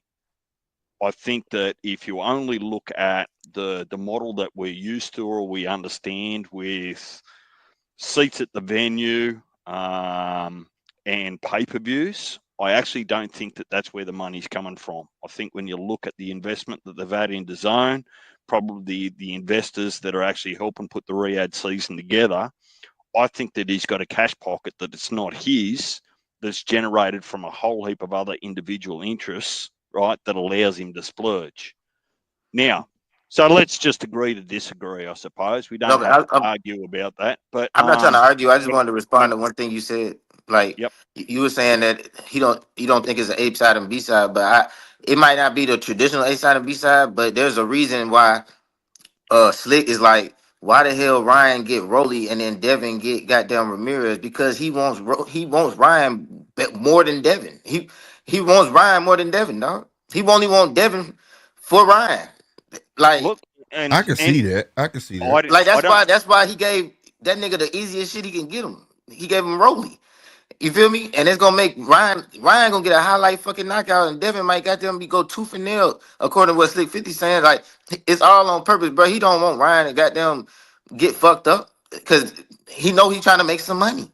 Like Yeah. he want to make money. Okay, so we can agree in the middle there. Like anyone would want Rollie on their books. Sorry, Ryan. So I do agree with that. Mm-hmm. Think about this though that's happening. You spoke about the Slick. I think you were mentioning about the video game and the new sponsorship. Right. I'm actually looking at it from a different angle, or scratching my chin at it from a different angle and going, well, which promoter is most synonymous with the WBC? Shit. Historically. Right. Oh, historically? That's shit, goddamn me. Al equal WC. Yep. So the titles that Al has predominantly are Because he got WBC. champions over there. Yeah, exactly. Right. Yeah. So yes, he might have jumped the gun and tried to get Pitbull too early on contract, or the turnaround Pitbull didn't like. Yes, you get the normal fucking haters that come out and say he's ducking or he failed a PED test, all that sort of bullshit, right? Right. But if you're now, if the WBC is now your best friend because you've just paid for their Grand Prix in 2025, right? A long time want for what they want. Would it almost be trying to get your foot in the door to continue to work with the PBC fighters to get those title shot opportunities, to perhaps get those titles back under the, call it the zone or Riyadh umbrella? Yeah, to force it. But I think, I'll be honest, I don't think Turkey wanted like that. Like, it's always good to keep an ace in the hole, though. Like, if you don't want to play, then I can push you this way where I can force you to play. But I think he actually won't give him a chance, like I said, in that statement he made on Twitter, where he was like, I'm gonna talk to my partners, and he listed all of them, included PBC. So I'm waiting to see after the Amazon shit. Is he gonna work with them or not? You know what I'm saying? Because a person that don't want to work with you, you wouldn't even get loaned out any fighter, especially like Ryo or Pitbull, or you know what I'm saying. You wouldn't be. I wouldn't be willing to loan you none of those guys. Well, look at how the pressure's actually made them. If you look between the gaps in the curtains, that one title fight that was supposed to be Tank is now a 3 title fight on the one card. And that's only actually happened after that was announced. So they're actually looking to build on their product. Because I'm going to say 12 months ago, they would have relied on Tank's name and a pay-per-view, and they would have been happy with that. Right? Yeah, because I see Ryo finna fight Russell on that card, right? Yeah, so that's a title fight. So that's Ryo defending his, and there's a third title fight, and I can look it up in a minute, but it went from 1 title fight to now 3 title fights. And they put Camille on that card. But this ain't the first time Tank that had a stat card now. Come on now. Come on. What other card? Look at the Hector Luis Garcia card. Who was on it? Everybody. Boots. Along with Boots, Rashidi, Speedy. Okay, yeah. Come on, I give you that one. Anytime Tank ain't fighting nobody, they stack the card, man. Come on, man. Let's not do that. If Tank ain't fighting nobody, they stack the card. Think about it. I'm trying to think what other card, who was on them. I don't be remembering the cards like that anyway. But I ain't never been just dissatisfied with a Tank card. Like I don't know. I ain't gonna say I was ever dissatisfied. I'm just saying for a stack, that's a different word I'm though. saying Like, like when he fought Hector Luis Garcia, there was a lot of people on that card. yeah, he had You boost. gotta I'll give pull you it that up. one. I'll give you But that one. that was like the same level as the Roach. Like they both from the same. Like they both small dude. Like from 130 and all that. Like all the same complaints about Hector Luis Garcia is the same ones with this one, and they made sure they stacked the card. So I feel like when the opponent when Tank opponent ain't acceptable to the people, they stack the card. That's how I feel. Yeah, so don't mistake what I was trying to say. That wasn't about Tank. That was about how the promoter and Amazon have moved with what's going on around them. This is Hey, Right. my David fight's not. Benavidez and Tank was on the same card too. My bad. I didn't mean to cut you off. I just seen it in the comments. David Benavidez and Tank was on the You're right. same card. That was Like the Tank, last one. That was the yeah, that's last what I'm one. saying. Yeah. Tank got them cards, man. Come on, man. Go ahead, DJ. You there, DJ? No, well, like I said, I was scratching my. If you listen to what I said, is I was not making accusations. I was scratching my chin about it, and the real question was that at some point, Turkey's going to make a play for those WBC title holders. Mm-hmm. Whether the Barrios and Stanios unification happens or not, who knows? That's been in the mixer for a little while. I'm just waiting to see the influence of Turkey on the sanctioning bodies after he's had such an influence over some of the divisions and the promoters, would be a better statement. And I'm expecting some of that influence to happen this year. Whether it's WBC, whether it's, he's not going to like having a Mel Charlo champion in recess for 3 years if it stops a division, or if it stops a unification or a title fight or the best fight in the best. Right. Look, I'd like to see Mel come back to 154 and go out on his own terms after the performance with Canelo. Yes, it was the bag. Let's not mix it up, but at least come back and go out on your own terms and ride off into the sunset. Yeah, I can definitely agree with that. I'm with that. If he come back and get in the mix, it's definitely needed. I ain't gonna stunt. Just because the way shit flooded right now, we gonna need more fighters, bro. The way he trying to flood it. But I wanted to put this out there too. For the Ring Magazine fight that we talking about, right? Another thing people ain't talking about, that fight taking place here in America. So he's gonna have cards here. He's definitely gonna start having cards here. And so that kind of null and voids the people who are talking about, like, British fights and, I don't want to see all that shit all the damn time, and we want some fights here. Well, it's in that publication and using it, and the Marine Magazine is an American publication, so he ain't keeping it there. So obviously, this looks like that's something gonna be reoccurring. You get what I'm saying? With the Marine Magazine Awards, that's gonna be reoccurring. He's definitely probably gonna have 1 or 2 fights here a year. You know what I mean? Well, the strong rumor is too, Slick, that now that once Inoue fights whoever that tomato can is, I couldn't find much about him. Right, me neither. But once he gets past that, he goes over to Riyadh season under Turkey, and the strong rumor is that Inoue is going to fight over there in the States. Now, wishful thinking, you'd hope it'd be a Nick Ball or someone like that. So I think that So it's going backwards, putting an Inoue against a nobody. You've got to put him against a contender or a favorite, a fan favorite, a somebody. Yeah. It got to be somebody. He got a 3-fight deal, so all right, that'd be nuts. G Wall said Albert Puyo against Seno Martin 3-title rematch. What? I ain't heard nothing about that fight. That's a fight? What is happening? I'm a fan of Seno Martin, so I'm definitely gonna watch it if it's real, bro. I think he's saying that's on the Tank on the card. What? Oh yeah, I'm watching. I'm a big fan of Seno Martin.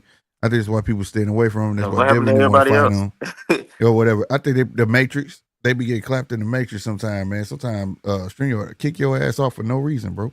Hey, I just thought about something. Like, I think all this They all shit. come back up.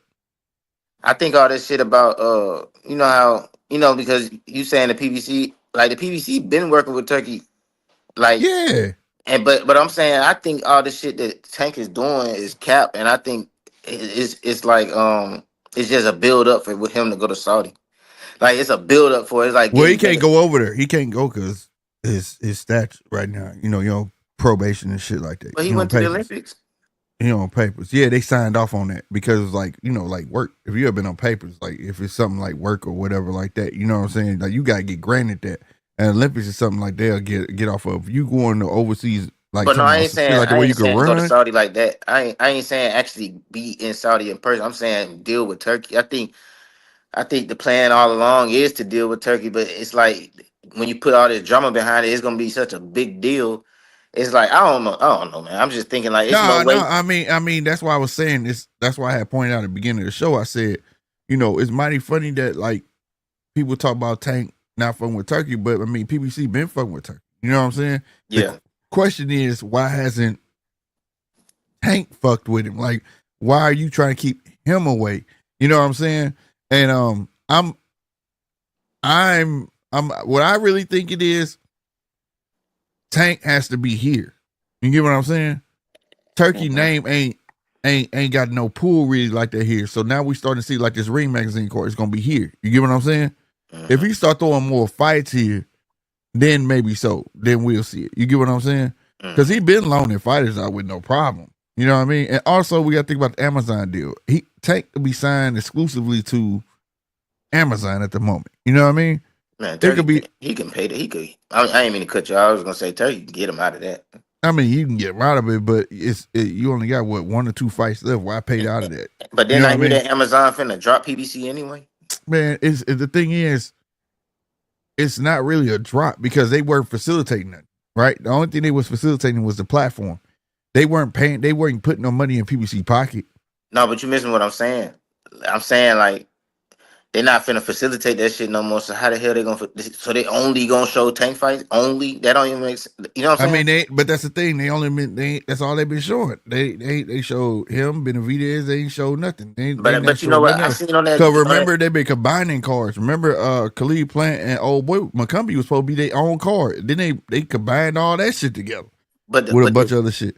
The David Benavidez versus David Morrell fight. When I was watching they All Access, well, it's not called All Access, but you know what I'm talking about. Mm-hmm. That shit say buy on pay per view. It say ppv.com. It don't even say Amazon Prime. It say Yeah. ppv.com. What is that? Yeah. It's actually pay-per-view.com. Like if you didn't want to watch it on Amazon, you could have went somewhere else. That's because like I said, Amazon is just a platform. They not putting no money. They didn't pay PBC for exclusive rights. But that's what I'm saying. But why would then how the hell do Tank got an Amazon Prime deal? That's what I'm saying. That might have been what I'm saying. That might have been on a card, like to get that facilitation. Like we need a platform at the time. Remember, they didn't have a platform. So if I tell you, all right, we'll make sure that we gonna show Tank with y'all. Okay, bet that we'll give you X, Y, and Z. Not necessarily saying that he just stuck with y'all. Other platforms gonna get to show it, but we got Tank for y'all. If you take Tank to Riyadh, that shit going on the zone, bro. You understand what I'm saying? That shit not going nowhere else. Yeah. Well, I mean, shit, I don't know, man. Because I mean, that Arthur Better Beef and Bivol fight was on ESPN. It was exactly. Exactly. Unless you weren't in America, if you was out of America, if you weren't in America, it was on the zone. If you was here, you had to change the channel. You see what I'm saying? Because they had the exclusive rights to Bivol. I mean, Better Beef. ESPN had exclusive rights. Man, that shit confusing, man. But see, like I had this show on this where like in somewhere down the line of boxing, bro, the promoters used to have for good fights where it was like you know how the networks pay the NFL to show games, right? And basketball. Well, back in the day, it was kind of like that for fights, bro. ABC would pay for a Sugar Ray Leonard and Hearns fight. You get what I'm saying? Now all of a sudden it's like they're paying the promoter and they have power to tell them they don't like this fight, they want this fight and all this shit, and you stuck there. You get what I'm saying? Now it needs to go back to, bidding on fights. You get what I'm saying? It needs to go back to that. And once the sport get big enough, it'll go back to that. You know what I mean? But right now, it's like I think they feel like they doing boxing a favor. You know what I'm saying? Mm-hmm. So, you know, that's how I see it, whatever. But I want to let me jump in this chat real quick. Susan G. Walls, I see you, man. Anthony Robertson, I see you, man. He said Tank is Beanie, the best big and the best little. I don't know. You that must came after something else you said on here. G. Walls, I see you, man. He said Turkey said he want anyway Nick Ball. I've been wanting that. I like Nick Ball, bro. I like Nick Ball because he gonna bring the heat, bro. I think that's all I see. It was something else I saw. Yeah, Pacheco Nelson. Yeah, I ain't sleeping on that, bro. I hope Nelson pulled the upset, bro. That's my birthday. So, you know what I'm saying? Y'all want to come hang out with your boy on your birthday. You know what I'm saying? Throw some birthday gifts out here for your boy. Buy your boy a beer or something, man. I'm with it. I'm here for that. I mean, that's my birthday. I'm on that. And then, but I do want to go back to what you was talking about, Casino. I feel the same way, bro. I was like, man, why they doing Dev like that, bro? Because he ain't worth nothing. I mean, I you know what? I don't even want. You know, if my mama say, if he ain't got nothing good to say, don't say nothing at all. Man, say what you gotta say, cause the way I'm feeling like, dog. Man, fuck Devin. And the way people talking about José Ramirez, bro, I'm like, y'all they should have tripping. gave that nigga Gary Antoine Russell. Nigga, fuck that nigga, man. Oh my God. They should have gave that nigga. nigga Even worse. They should have gave that nigga Jamel Charlo, nigga. Fuck that nigga. Somebody his own side. That shit crazy, bro. Cause like I don't think people understand how cooked he is with these new rehydration rules and shit like that, man. And Turkey, he a fan, bro. And if you a fan, that's a nigga you don't really fuck with. Okay? Man, that's some crazy shit. Cause you don't fuck with that like nigga. motherfuckers forget, man. This nigga at war with Josh Taylor, winning Roper drives, Comey, goddamn me, Rancis Bathami. I remember that fight because I was like, where the fuck He got a good left hook too. He got and then he lost to Barboza, but he came off a hell of a layoff after that. You know, you know why they doing it, bro? No, it wasn't a layoff. I think he was only gone like 6 months. But the thing was, goddamn me, I'm telling you, if you get the right motherfucking Jose in that month, man, I don't know, bro. But they're not finna take it easy on him. But he is small though. I think he's shorter than Devin. What's his height? But they're not gonna take it easy on him because, bro, they didn't even ask for him in the first place. That nigga went and seeked that shit. He was just about to be on BLK Prime. That shit disappeared because Turkey finally fucked with him. Like, bro, Turkey just wouldn't get a nigga tickets to get in the fight. Y'all right. I mean, he did go there to solicit himself for a fight. I mean, that's what I'm saying. No secret. That's no secret. But Turkey was actually reaching out to these other niggas. He didn't reach out. Yeah. You know what I'm saying? So when you're not finna get no handout. If you came and asked me, Turkey go get who he want. If he ain't come and get you, that means you ain't who he want. Yeah. And that shit was weird too, man. I mean, Turkey got a heart, man. So Turkey got a heart because you can't talk shit about me and then think you finna come out with your hand out, bro. You not finna do that shit. No, because it's not even that. It's because he know that he can make some money off the Ryan. Well, that's what I'm saying. He got a good heart. I don't give a fuck if I can make money off of it. You not finna go on somebody's platform and talk bad about me and then come fly all the way over there and hang your fucking hand out. Like a minute ago, I wasn't shit. You know what I'm saying? So he got a good heart. I give it to him, bro. Because me, shit, I could give a fuck. Ain't no way in hell. It gotta be an astronaut. Like at this moment, like say, we don't know what the fuck that man making off these fights, nigga. Ain't no way. I ain't about to make shit. And you want my help, man? I'm like, what's old boy on Dead Presidents? I don't know if you saw that movie, Cuddy. Nigga, don't ever bite the hand that feeds you, nigga. Yeah. You hear me? Fuck you talking about? Ain't no motherfucking way, bro. Ain't no way. I mean, shoot, man. I mean, I guess I hope Devin get through it because I want to see. I mean, at the end of the day, I want Devin to get through it though because. But at the end of the day, he finna get he finna get ran through after this. Like, I don't even think you. But you know what? I don't even want. Listen, No, I'm finna say, how tall is Devin? Somebody find out how tall Devin is. Cause I think Ramirez is like 5'10". Devin like 5'10". Well, shit. I thought Ramirez was gonna be smaller.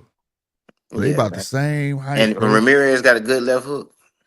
Yeah, the same height. Hold on, real quick. Ain't that Ramirez's best punch? Yeah, he got a hell of a hook too. But like last fight, he was ragging on last fight because like he wouldn't let his hands go for some reason. I don't know what it was, but I don't know. Give me 1 second, yo. Give me 1 second.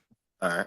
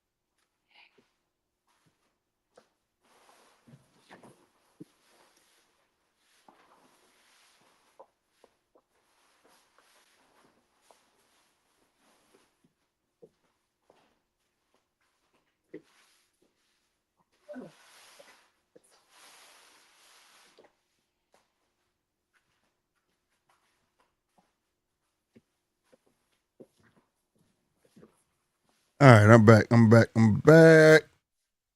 All right.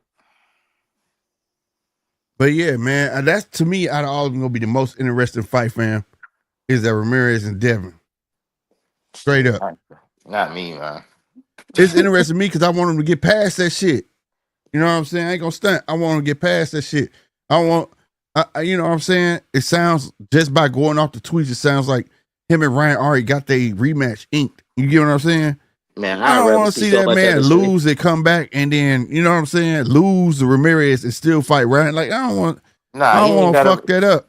I don't think he would get it if he don't beat Ramirez, bro. That's what I'm saying. I could care less. It gotta be some contingencies in there. You right. Because, it gotta be. Because I would rather see Ryan fight. I would rather see, literally, wholeheartedly, rather see Ryan move the fuck on and leave that man in the dust. That's what I wanted to happen in the first place. I was so pissed at Ryan Pop. Bro, you don't even understand. Leave that Man, man in the dust, bro. and man, past that, I was hoping like they was going to announce like Ryan versus Tio or something. That's what I would rather see Ryan versus Tio. I'd rather see Ryan versus Boots. I'd rather see anybody other because we know how Devin got to deal with it. Right. I know how he got it. He can't fight. He can only box. I don't like watching niggas who only can do one thing. Like, you know what that word one dimensional? Yeah. Niggas use that only for like what they say, like flat-footed fighters. That's the only time I hear people say one dimensional. If all you can do is box in a fight with somebody else side, you one dimensional, my nigga. I don't like one dimensional. I like niggas who got them. You know what I mean? Like if that's your one dimension, I'm straight. I think I need to clear it when I say that. I think like Devin could be a pick apart fighter. You get what I'm saying? Not necessarily just a full fledged. But I can see a boxer know how to entertain you while they're doing so, like a Pernell Whitaker. You get what I'm saying? Yeah. Pernell Whitaker, Mo wasn't going to knock you out. He knocked everybody out, but he was entertaining, and you know what I'm saying. He boxed his ass off. But you do got pick apart fighters where they go pot shot the whole night. They ain't gonna throw no more than 1-2s the whole night. You get what I'm saying? Man, but so maybe I need to clear that up because boxers should get their praise because it ain't easy just to be able to outsmart, outthink, outspeed. You know what I'm saying? But a pick apart fighter, like that could get real boring. Where if you just go stick a jab, move around, stick a jab. You're not really trying to, you know what I'm saying, pull the trigger on the nigga. It's like almost like you in automatic survival mode. You know what I mean? That's what I'm saying. And I'm the type of nigga, I didn't like that in the first place. But once you start doing all that crime, bro, I'll never forget that shit. I'll never forget.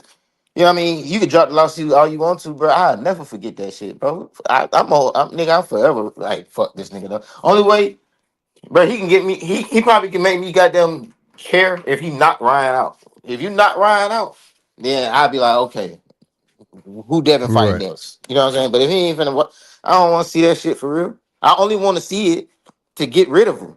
That's it. That's the only reason. That nigga G Wall said he got two. Is the Matchroom and Golden Boy in America?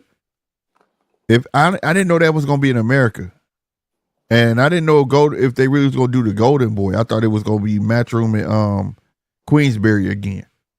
Hey, so I done heard mixed stuff. What's up, bro? Bro, I can't even stay up late tonight, bro. Oh, it's all good, man. Yeah, I'm a tune in. I'm a listen, bro. I'm on a 2-hour limit tonight. Okay, cool. I'm a just listen. All right, for sure. All right, bro. Salute, brother. Yes, sir. Yeah. G Wall says so. Turkey gonna have 2 pay-per-views in the U.S. in May because Ryan Haney joint in May and the Matchroom versus 5 Golden Boy. Yeah, I've been finding mixed reports where it was Matchroom Queensberry again, and then some say it's gonna be Golden Boy.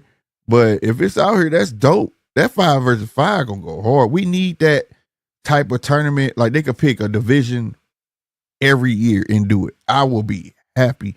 And that's what we need. You know, I know they be having a 5 versus 5 in different weight divisions. I think we need to stick in a division and do it that manner and really like how they did the heavyweights.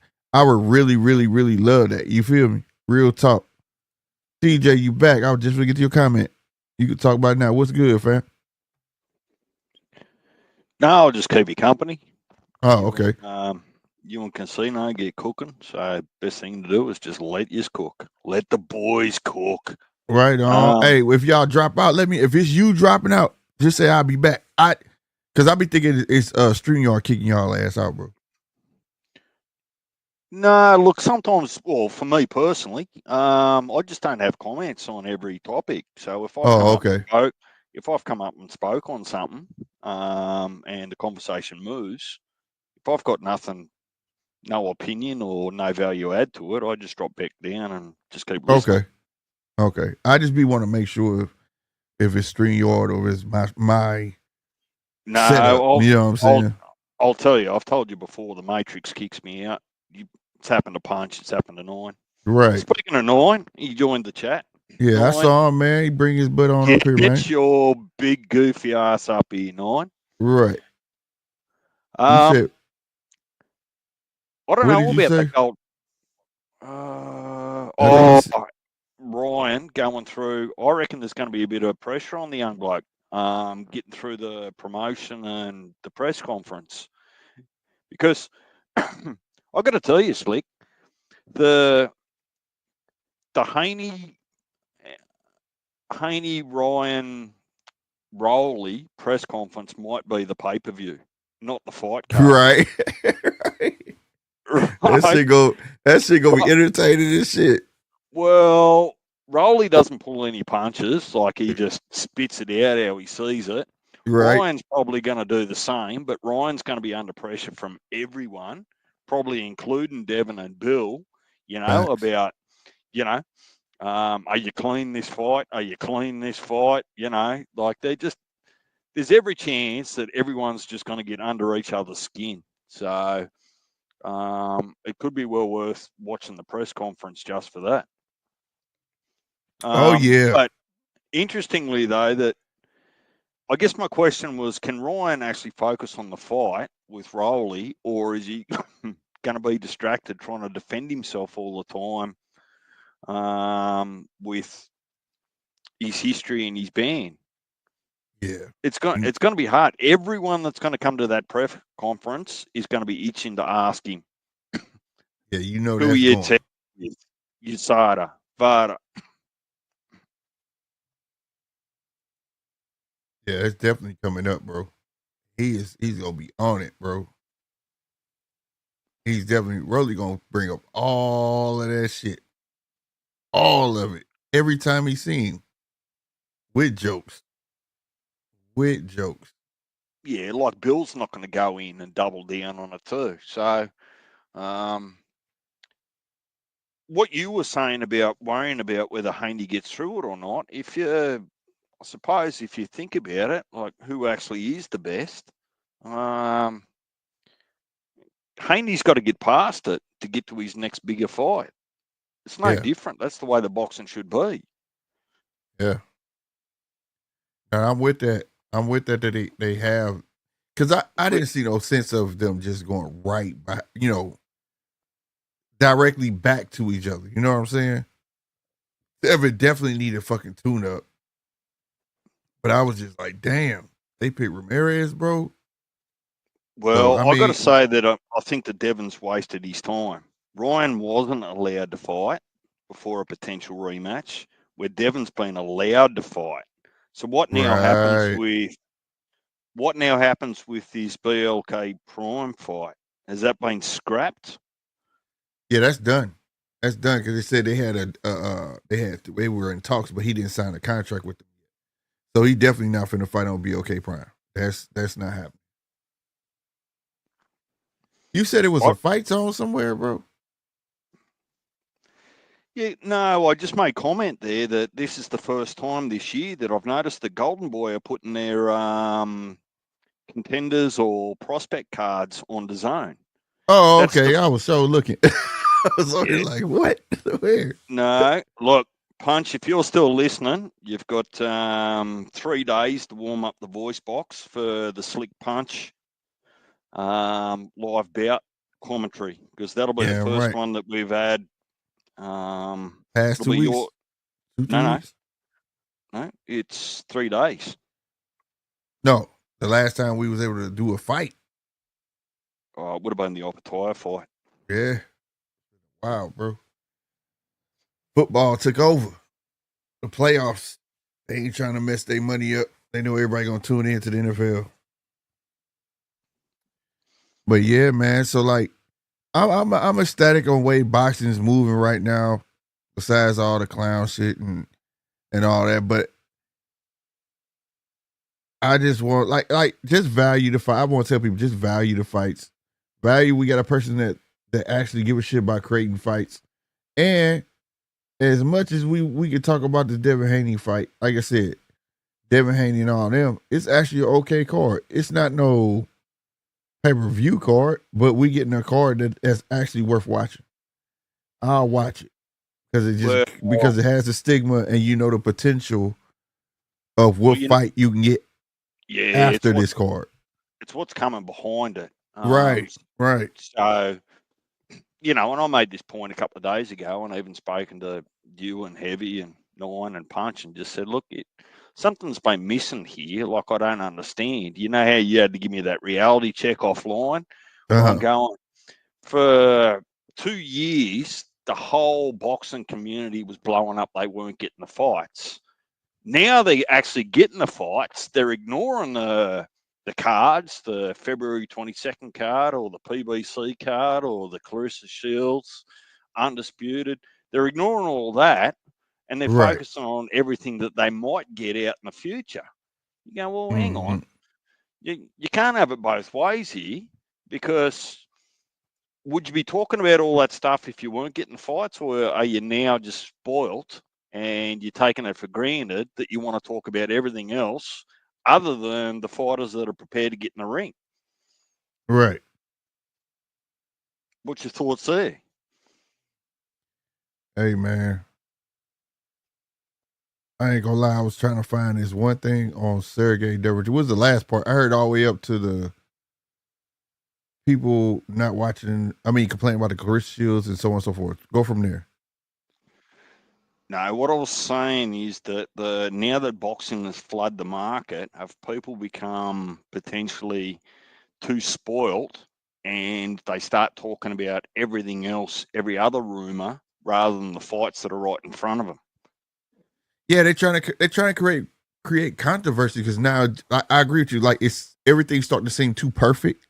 You know what I'm saying? Like, if that makes sense, like stuff is falling too in line. You know what I mean? And now it's no controversy to put with it to gain views or anything like that. And that's why I was saying, like, now it's like all these other publications finna expose themselves. Like, can you really talk boxing, bro? Like, do you really know what you're talking about besides the controversy and, oh, he does this and he does this, he makes this money, he makes this money. You see Tank got a bigger house than him, and no, like, you have to have something else. You know what I mean? You have to actually be able to talk boxing now, because it can't be gossip. It's got to be content with some actual meat on the bone. Yeah. It can't be just gossip anymore. Is that what you're sort of saying? Yes, that's exactly what I'm saying. Thank you for cleaning it up. Not a man of many words, but that's exactly what I'm saying. You got to come with some real content. Some, like you say, what you talking about, got some meat on the bones. It can't be no sound like no goddamn gossip all the goddamn time. Or any of that. Like right now, what's going on? Like I said, I was gonna do a show on it, but like talk about. I always try to find things and talk about it from a different angle. You know what I'm saying? Or I may hear somewhere or whatever and talk about it from a different angle. But I was gonna talk about what I had saw flat out with the ego thing. He had this list of all the tank stuff, right? But now everybody's like on going off on ego to the point where right before I went on, ego was over there on Twitter like trying to defend his manhood. You know what I'm saying? But the thing is, I wouldn't have gave a damn because it's like everybody that's coming after him. I was like, dude, y'all do the same thing. In my mind, I'm like, y'all do the same shit. You know what I'm saying? Like y'all can't, and now it's just gonna blow up. You're exposing yourself because all it is now, if you're gonna waste your time to go off on a man because how he feels, you just left boxing.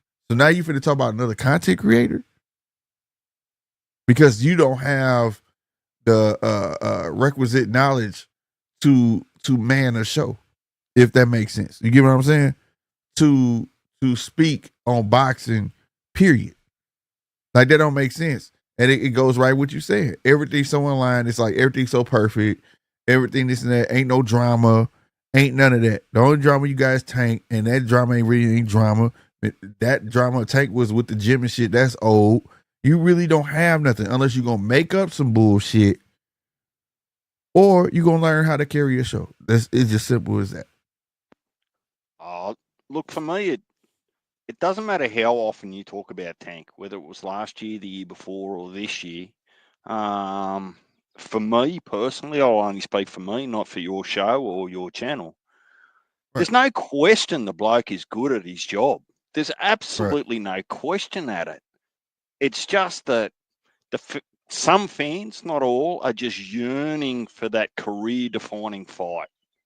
Just show us how good we think you are. Like, just remind us. Go in there and beat up the number one contender. Go in there and unify and beat up a title holder. That's the crux of every single conversation that's going to happen for the rest of Tank's career. Right. It's not about whether he wants to go to Riyadh or he's with PBC or how much money he earns. Like, earn as much as you can, pal. Go for your life. You know, I wish you the best. But there's just that yearning that says that give us that one fight that has intrigue. Just there that one fight. That's right. And as true boxing fans, I agree 100% with you because it's almost like, what are you in it for? Like, do you want to unify or you don't? If you just gonna be strictly a prize fighter, so be it. But it's hard to watch a kid that has those type of skills, bro, and then they're not willing to utilize. You get what I'm saying? Like that's my thing. That's why I think like Shakur him is the biggest fight he could make, bro. That's gonna be a huge fight. Potentially, but I think I was on your channel or one of the boys' channels there about this time last year, and I just said, well, look, I'm not sure that we've seen Tank find another gear yet. I'm pretty sure he's got another gear, right? But no one's actually been able to force it out of him. Right. And I just want to see that next gear that I'm a dog. It doesn't matter what you bring. I'm just going to whoop your ass because I think he's got it, right? Yeah. I do too. It's just that career-defining fight. And that reminds me of something else that's more recently. Why am I hearing Shakur say that he's going to dominate the next fight by aggression? I saw that. Didn't we hear him say the same thing against Artem? Yeah. We spoke about it and said, look, just be honest. If you're just going to be a craftsman, be hit and not get hit, don't tell the public something that you're not going to deliver. Is that what we're hearing now against Floyd? I hope he deliver on it because I heard it today. I was watching the show he was on, who's the Put Away podcast, and he said it. Said his hands 100%. He said they delusional. And he said I hope he come to fight. I'm gonna whoop his ass. So I hope he delivers. I would say the same thing. I'm like, damn, you said the same thing the last time got the fans all hyped up, and then it didn't turn out like that. You know what I mean? So I'm hoping. I agree with some of the stuff he said, but that right there, I was like, you propping the fans up here, and you getting them hype up here, and they're expecting something now. You putting this expectation in their head. You know what I mean? Well, if you remember, I actually had to come on live and just actually own up and say I fell victim to the hype. I thought Shakur was going to come out and put on an absolute performance, basically because his top rating contract was running out. That was one part of it, and the way that he was talking, and the fight was nothing like that. So the fans believed in balloons and clowns, and they didn't get any of it. They didn't get the entertainment. So, Right.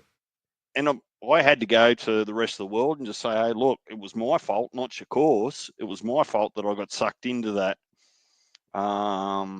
persona, I suppose. So I'm just a little bit hesitant to do it second time round, if that makes sense. Yeah, me too. It's like, damn, bro. But he needs to. It's like, for me and a bunch of other people, they like, he got to show up and show out. Because if now you don't do that with, even I know how the kid gonna come, right? But it's just the point that the way Golden Boy has built this kid to have people look at him like a prospect, people feel like he shouldn't even be in a ring with Shakur and all this shit. And then you get in there and you act like you did with De Los Santos or something like that. That's damn near career killing. You know what I mean? Like, well, not too dissimilar, but I caught a clip from Sean Porter where, that they were expressing, how long until this bubble bursts, right? We're getting title fights, we're getting rematches, we're getting unifications, we're getting all of these fights, which is wonderful as a fan. Like, don't bite the hand that feeds you, sort of thing. But how long does it last? Because one thing I'm noticing is those 1, 2, and 3 mandatories aren't getting their title shots. So I think 913 calls it a production line, right? right. If the production line's not happening in parallel to these big fights, you go from awesome to nothing in a heartbeat once you've exhausted all of your best versus best sort of fights. What comes after that? What's your thoughts on that? No, bro. Something got to crack. That's all I know. Something got to crack, bro. Well, it's almost like they run the risk of being jumped. If you think about it, well, particularly on the WBC, if I'm reading the news properly, or the articles that I'm picking, is that there's an indication that those that win the Grand Prix in the 4 weight divisions next year will be the mandatory for a title shot, right? In those 4 weight divisions. What? Yeah. So holy shit. You get through all the rounds, like through all your prospect rounds, and then you're the winner at the end of next year on the Riyadh season under the Grand Prix, that you become the number 1 mandatory in that weight division for the WBC. Oh, wow.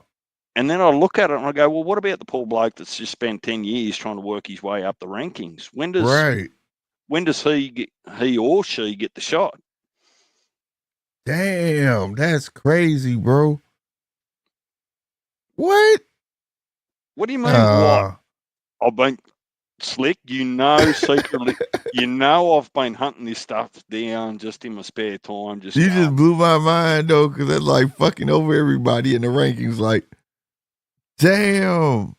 No, man, I don't know about that. Like, they got at least challenge the guy who been there or something, bro, because that'd be nuts, bro. Well, and they plan on having this like what, every year? The Grand Prix? Look, I don't know the longevity of it, but at least all fights look to be in Saudi Arabia. You've got to be 26 years or younger and no more than 15 pro fights. Right.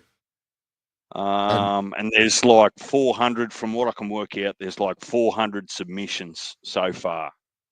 And they're supposed to be, from what I can see, is I think that they're supposed to run concurrently with the Riyadh season cards, and they'll be on the preliminaries rather than the undercards.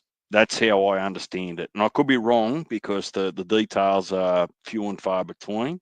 Did they say how many fighters they were gonna pick? 126. That's what I thought. 120. Well, 126. That's gonna be some long ass preliminaries. I'm gonna be on her. Wow. Damn. Well, it depends how many cards they have. Like, he got what? If he start February 22nd, then he turn around May. And it depends on, then he got the Chris Eubank card, which is what? They slate April? 6 rounds. And including the final. Rounds. Yeah. Six rounds, including the final. So, I mean, shit. I think that the Jai Opetaia fight earlier this year, that was the longest card that I think I've ever had to sit through. Like, thank God some of them got knocked out early.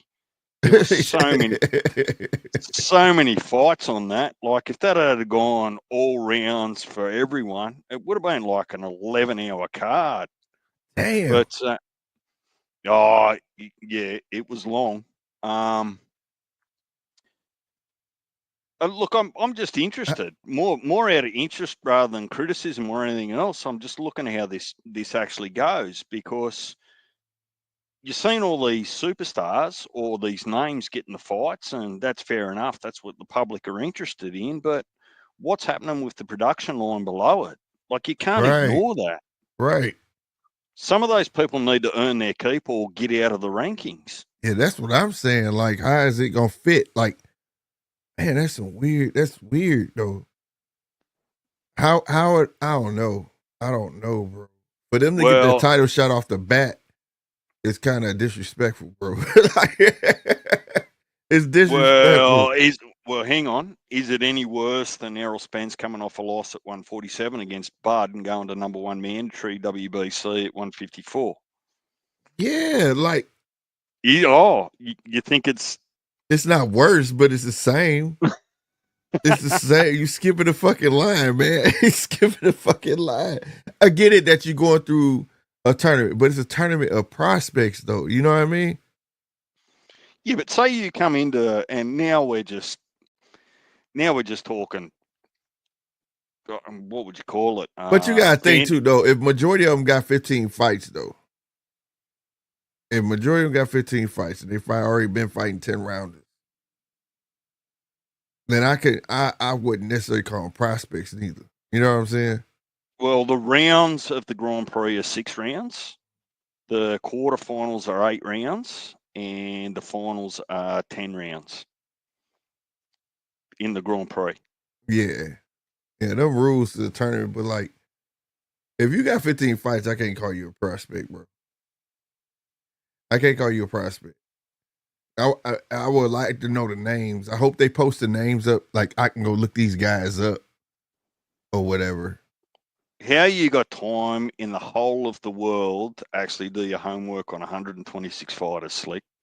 Well, no. I'm saying, like, I could look at their records.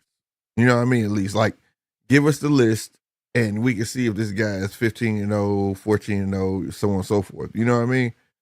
So I can make my picks like, okay, he 15-0, he 15-0, he 14-0, this guy's 6-0, this guy's, you know what I mean? So I can know who the real prospects is, because if you 15-0, you should have already been fighting 10 rounders. So let's be clear here. This is how I've understood what I've read. Right? And or you just starting to fight 10 rounders. Let me clear that. Or you just starting to fight. Go ahead. How I've read and interpreted the information might be assumptive rather than real. So I just want to be clear that they might not end up being the number one mandatory, but in amongst all of the text and the paragraphs, some of that was mentioned. So whether that's the real intent or not, let's just wait and see. Look, the Grand Prix is awesome, right? Hell but yeah. I think you could run something similar in all divisions. Like, what do you reckon going into 2025 is the least attractive division? 160. Nobody there for real. Well, Except how do who? you One, know there's no one there if they're not fighting? That's my point, right? right. But that's where I would place, like you said, a tournament. But It will bring some life to it. You know what I'm saying? 154, you popping. You don't need no tournament there. but nobody pays much attention to all the divisions below 122 either. That too. You could have tournaments there too. But at the same time, though, it's like smaller weight divisions.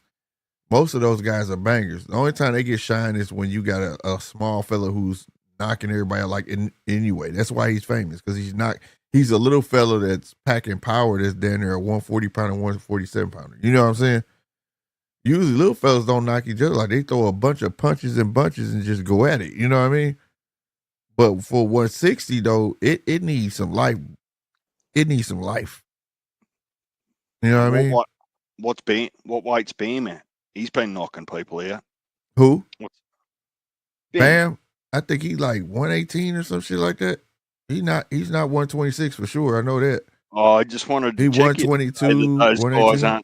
aren't knocking each other out, because Bam is knocking people Yeah, out. but he's few. He's far few. It's not like there's a lot of them. That's what I'm saying.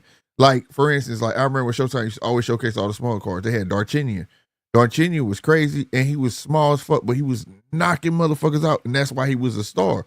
It's not like it's a lot of them that pack power, if that makes sense. You get what I'm saying? Well, I think it's They got to be throw a show. relative. They throw a show. I think it's got to be relative to the fight, the weight that you're actually fighting at. Like, Right. you know, like I'm sure they feel the punches because they're the same weight, right? They're not going to carry that weight from 118 to 147. That's not what I'm saying. But I wonder, let me ask you this. Big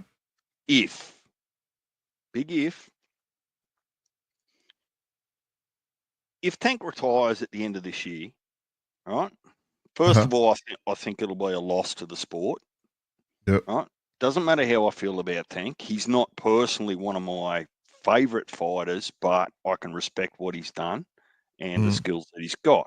But if Tank retires at the end of the year, are the fans, casuals like myself, going to be less concerned about knockouts because they haven't got a knockout specialist anymore?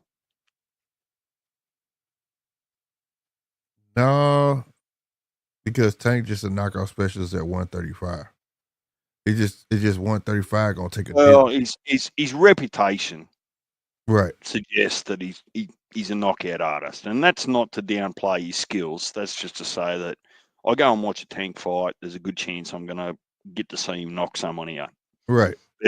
There's not too many people, but other than maybe heavyweight divisions, maybe cruiserweight, that you can kind of rely on that.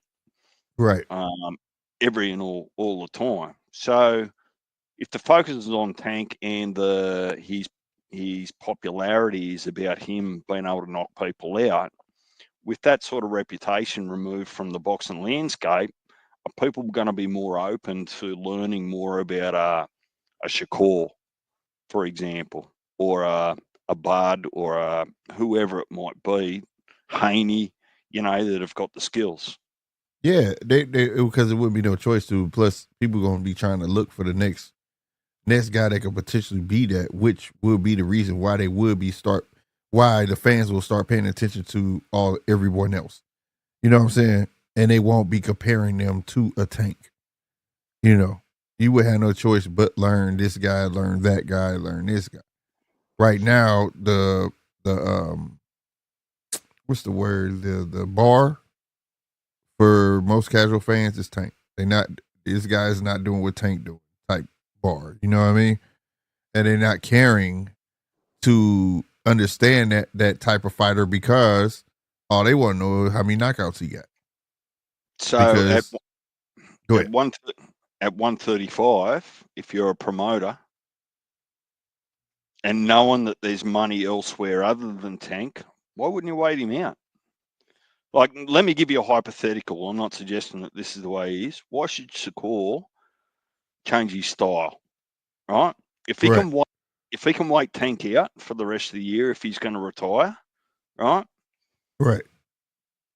I don't think he gets as much hate and criticism because he's not going to be compared to Tank's performances anymore. Right. There would be no reason to. Especially if you show up and show out in his next fight. That'll be the beginning of him blazing that trail. You know what I mean? And then they'll be wondering, is the payday going to stand up and take the fight and so on and so forth.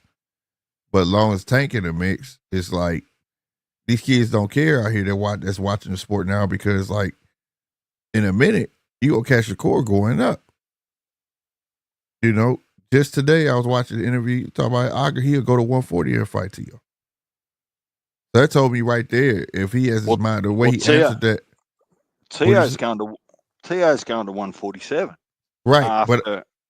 After he fights, what did I see it? I put it in the group chat. Is it Hitchens? I don't know. I'm not sure. I didn't see it in the group chat. I'm pretty sure he's going to, because Ryan Garcia, when he was walking out, he gave it away too. Like Tio was talking Hitchens at 140 and then they all go to 147. So when I say all of them, that'll be Garcia, Boots, Haney, and Tio. Mm-hmm. Or who wins that? That's crazy. That's crazy. I can see Ryan and Tio fighting before Boots fight either one of them. And then I can see Boots fighting one of them. I don't see Boots because Boots been there already, so I don't see Boots putting himself in no harm's way. He'll let them fight it out, then take the winner of that. But what I was saying was Shakur. They're saying that as long as Tio wins his unification, he gets Boots at 147, and Ryan and Haney are at 147, and then the winners get each other. That'd be dope. I saw that when he posted that. I think I read it earlier too. But yeah, I seen that. But what I was saying about Shakur was the way how fast he answered the question. And I was like, how fast he answered the question, that told me that he gonna fuck around and go up. Like he's contemplating moving up. You know what I mean?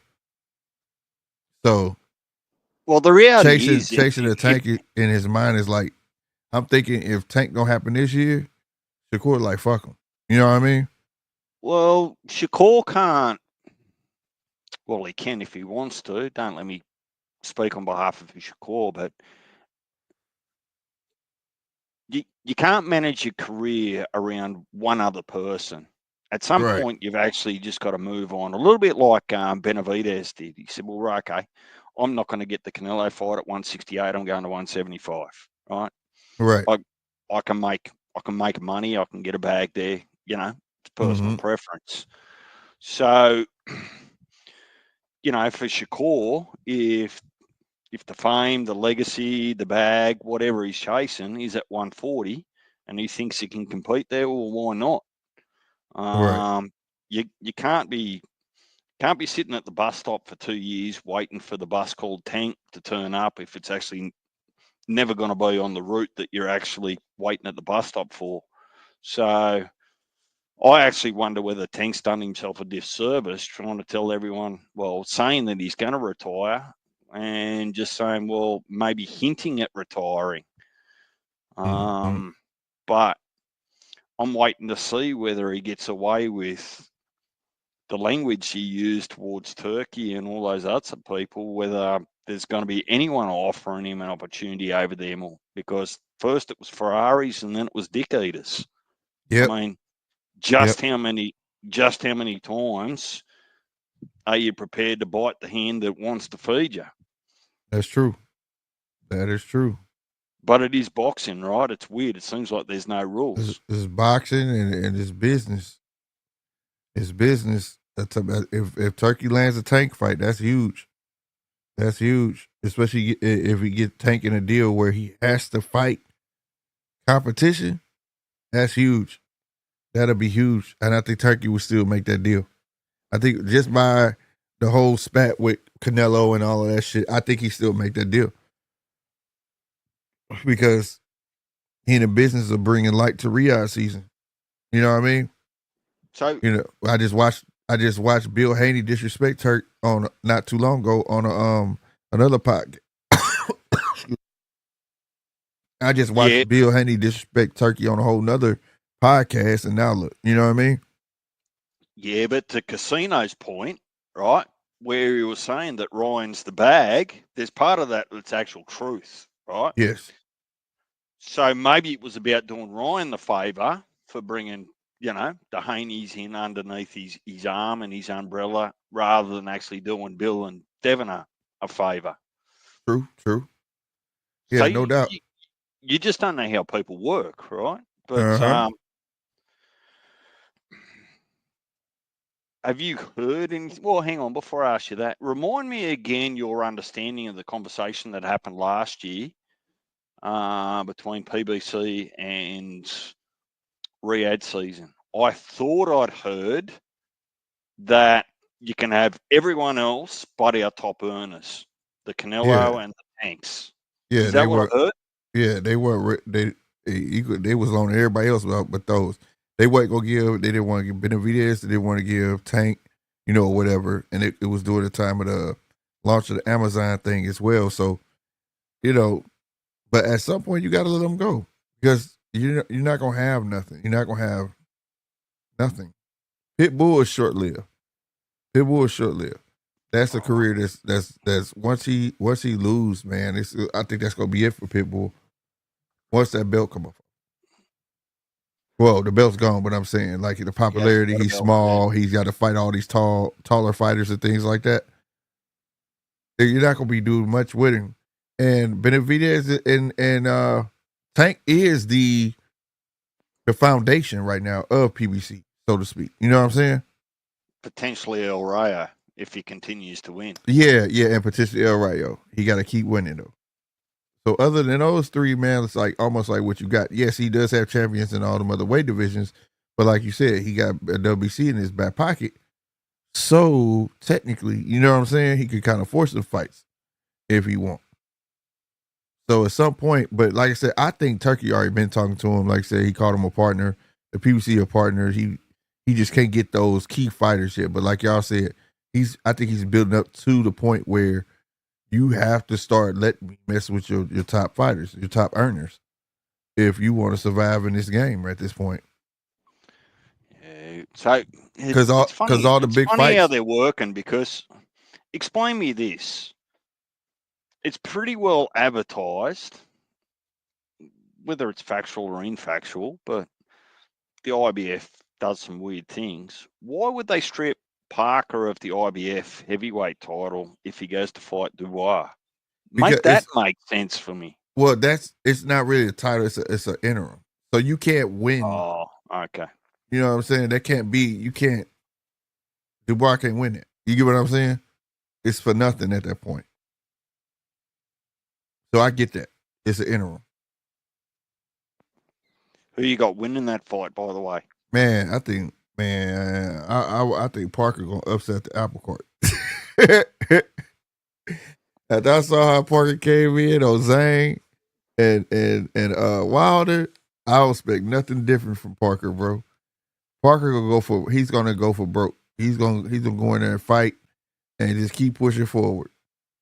Being the smaller dude too, he's gonna get up under Dubois, and I think he's gonna let his hands go and try to force Dubois back and make Dubois remember who he used to be and be ready to quit.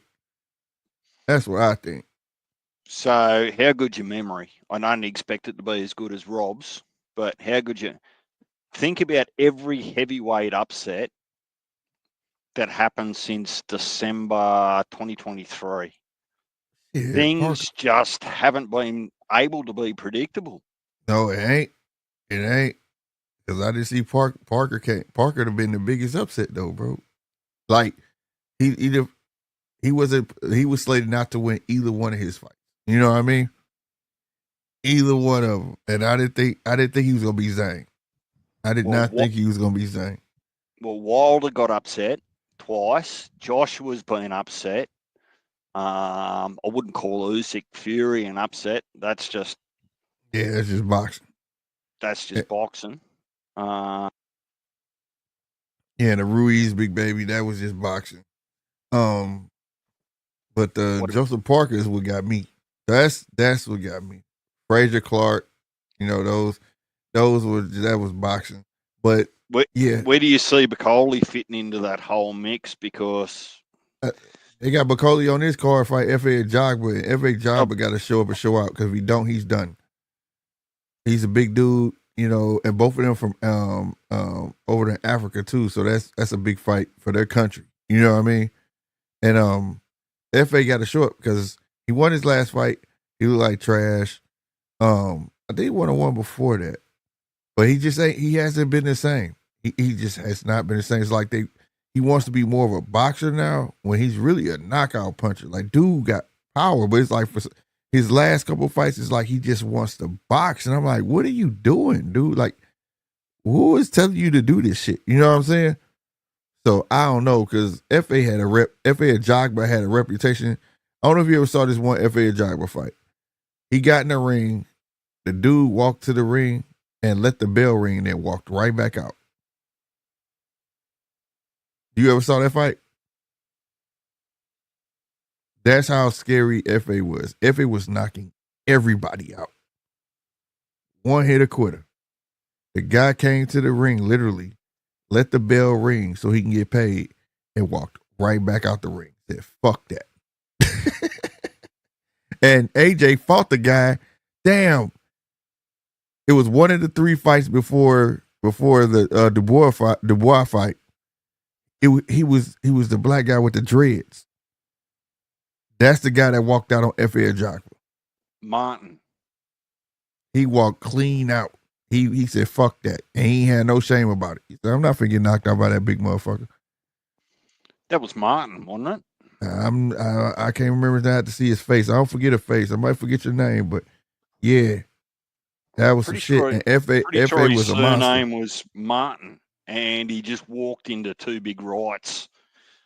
From Joshua and just got knocked out. But so that I want that F.A. to come back. F.A. got power. F.A. could punch. It's just now it's like, I don't know if they're trying to transition him into like a boxer puncher, but that never was his game. They let him lead all the way up with them knockout fighting the way he fight. They need to let him fight the way he fight, so he can have a chance against Martin Bacoli. So Martin Bacoli is bigger than F.A. F.A. tall, but he's kind of lean. You know what I mean? Well, I think it's too early to get too many raps on Bacoli, to be honest. I'm not sold on him. I've been watching Martin. When I first saw Martin Bacoli, he was fighting a heavyweight boxer by the name of Michael Hunter. And I was big on Michael Hunter. You know what I'm saying? Big on Michael Hunter. He was kind of small for the heavyweight side, but he was doing his thing. He became a champ and all of that. And he met Martin Bacoli. I was like, who the fuck is this big motherfucker? The way the way he swung is slow, but shit, that shit must have hurt. You know what I mean? So, like, yeah, Michael Hunter did good in that fight. He boxed. He felt that shit, got the boxing. Like, fuck this shit. But I've been watching Martin Bacoli ever since then. He was like up there with Zhang. Like, this guy's been knocking people out. This guy is a heavy puncher. And it's like, when you punch that hard, sometimes other promoters don't want to put their heavyweight in with a puncher like that. If you're trying to build a certain type of fighter, you get what I'm saying? You're trying to build him up to be a popular heavyweight. So why would I put him in with a Martin Bacoli that has a strong chance of knocking out, or a Zahili Zhang? Why would I put him in there with Zahili Zhang and knowing how hard he hits? Look at Frazier, not Frazier, the Juggernaut. What's his name? Zhang beat him twice in a row, right? And I felt like he should not have been in a fight. Joe Joyce. And he begged for that fight. I want it. They didn't want to put him in there with Zhang. And look what Zhang did to him. Ruined him.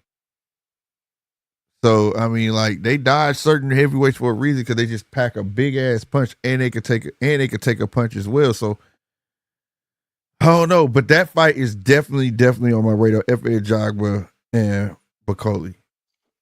You know, the fight of fights, it would be besides the top heavyweights would be Zhang and Martin Bakoli.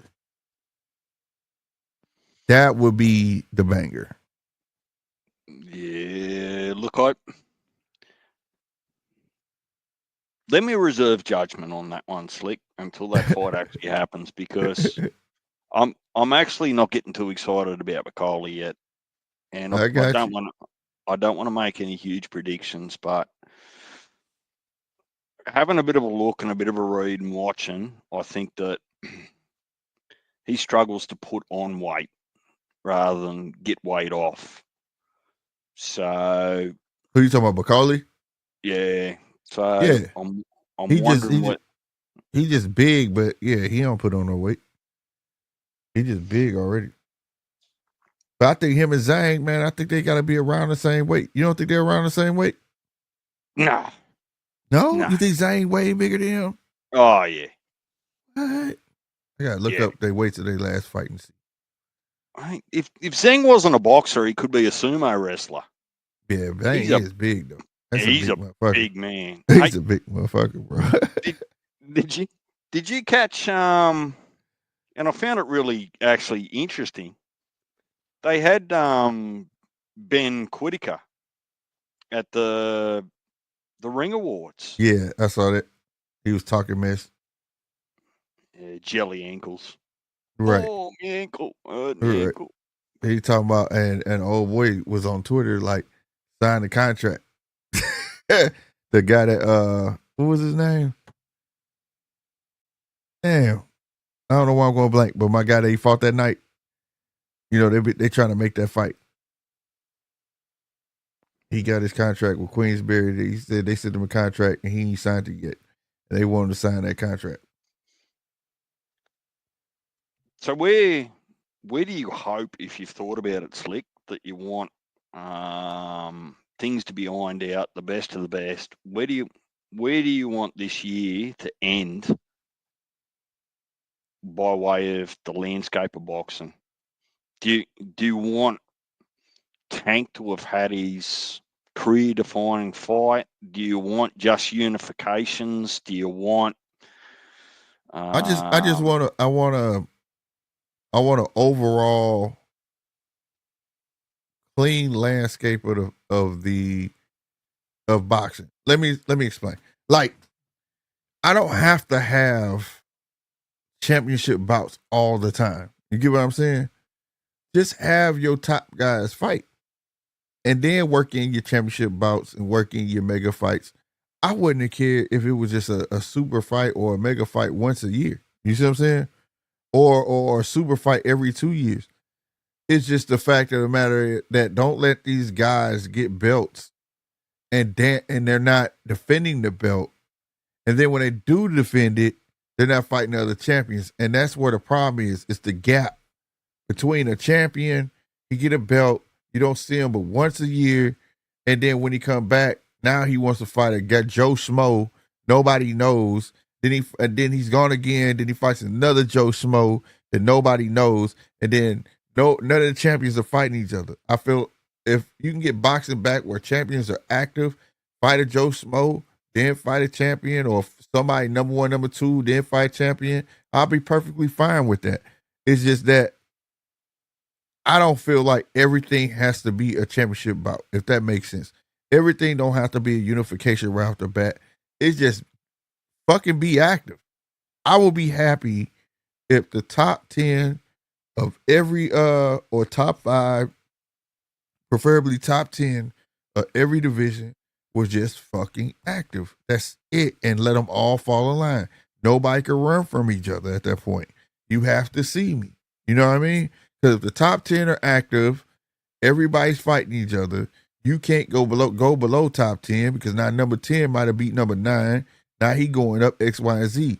So now everybody's seeing this and everybody's getting to get familiar with these guys in the top 10, and now everybody knows who's deserving deserving of a shot with the champion versus case in point. Let's say if Lamont Roach was the 135, whether Lamont Roach was 130 or 135, people will still be complaining because nobody knows who Lamont Roach is.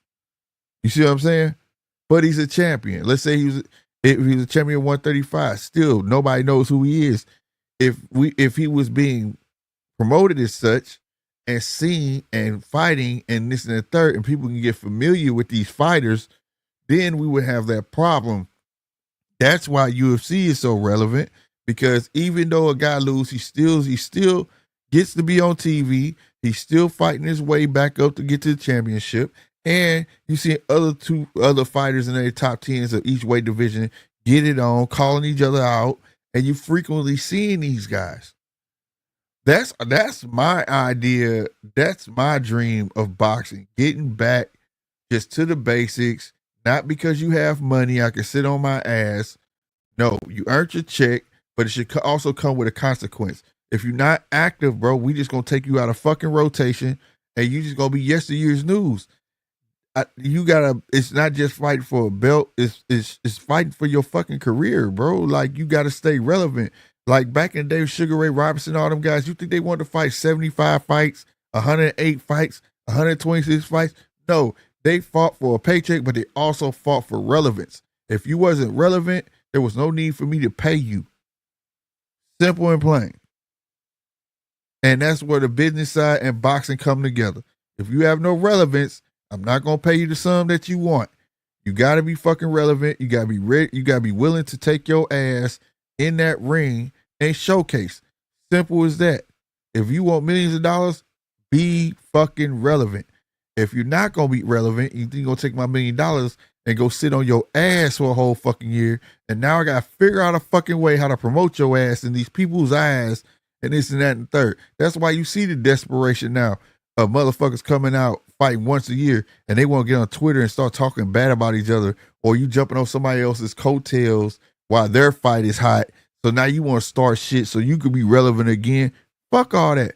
Fucking fight. That's all I fucking want. I can give a fuck if Shakur fight the kid Austin next. The pay don't want to fight him. Hell, I'll be happy if he fights Tevin Farmer. Just be fucking active. It will cut a lot of fuck shenanigans out. Motherfucker ducking and shit. How we know the dude really ducking if this dude only fight once a fucking year? Then he will come out and say, well, I sent the offer, he ducking. You ain't active your own motherfucking self. You ducking boxing in a whole.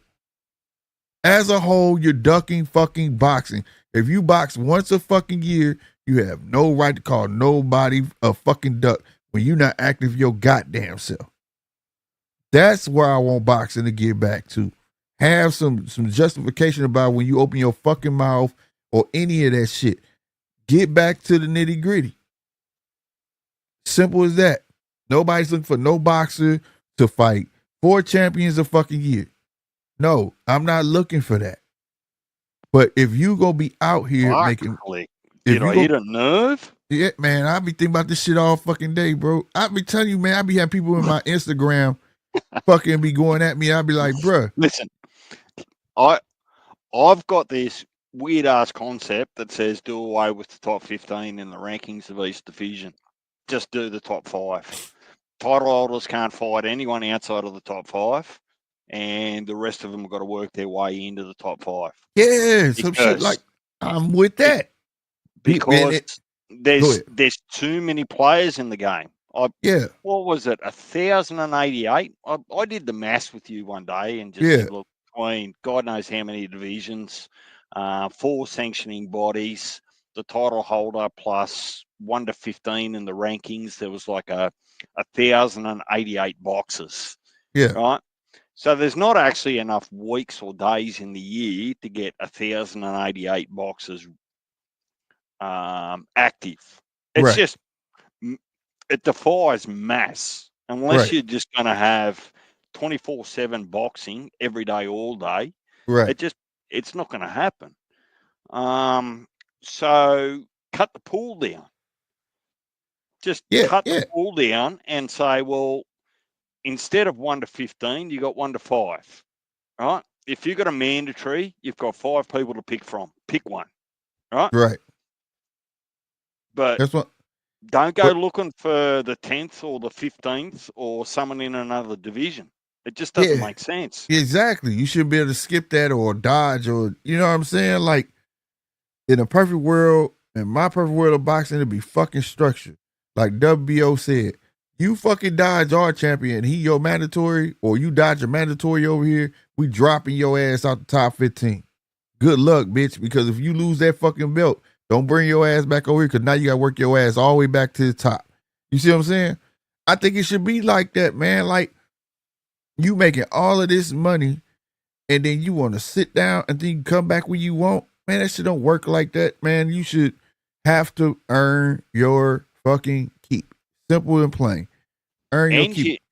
you're not representing the history of the belt Right. that you've actually got. All you're doing is just pissing on the last 40, 50, 60, 80 years worth of history of champions by hiding in your jacuzzi and saying, I got $10 million. I just want to drink cocktails for the next 3 years. Fuck that. Right. Right. Like I just want to see boxers fight. It's not always about and that this day and age is about it's not just about the champions fighting champions. It's not about that, bro. It's not. I believe, okay, I'm the champ, right? And it does come with its perks. True enough. But god damn it gotta be some type of lock-in where you go fight twice a year. You're not gonna get this belt fight once a year or some shit like that. That's the one thing I can't take away from Canelo. Canelo guaranteed to give your ass what? 2 to 3 fights a year. He is not sitting for one fight a year and fighting Joe Smo every fucking year. And we like, who the fuck is this guy? And then you beat his ass in 2 rounds and go home. Well, to be fair, Canelo's a little bit different because he doesn't have promoters dictating terms to him. He dictates terms to promoters, like regardless of where he's going. So, Right, but when he was a Golden Boy, he had Cinco de Mayo and Independence Day. You see what I'm saying? Like at least fight. That's all I'm saying. At least I can't complain with that, especially if you earned that type of keep. Where okay, he fight twice a year. We know when Canelo fighting every year. You know when you gonna see a Canelo fight, and I agree with you. He's earned it. He did this and that third. But for these other boxers that's out here and they just getting in the game and fight once a year and thinking they deserve a title shot or whatever. Like you ain't did shit. You ain't done nothing. And I think boxing needs the force, like you say, 1,088 of these motherfuckers to be active. Right? Be active. If you want to be fucking considered, you know what I'm saying, to even move up, you gotta get active. And that's what's killing the sport. It ain't just our top guys. It's just if the other guys were getting showcased and showing how active they was. Like that's why I appreciate Abdullah Mason. People don't realize that was 5 times in a year he fought. Right? The 5th time he fought, yeah, he got dropped. What was bound to fucking happen? But how else you supposed to learn in boxing? You learn on the job. You know what I mean? Now, how is he gonna come back? He gonna come back better, and he's still gonna fuck around fight four times to 5 times in a year. well, I appreciate that. As he get older, it's probably gonna slow down 2 times a year. But at least I was able to watch that body of work to understand why he's fighting twice a year now. You understand what I'm saying? well, explain something to me and your viewers as best you can. Yeah. How do I best ask this question? Are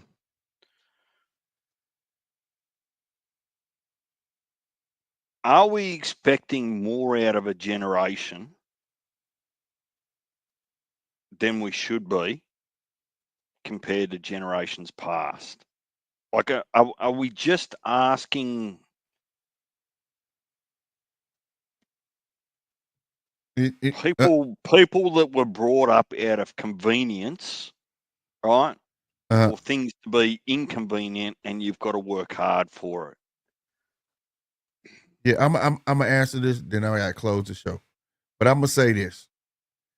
In my house, I got my set of rules, right? In your house, you have your set of rules. In my house, I raise my children the same way I was raised.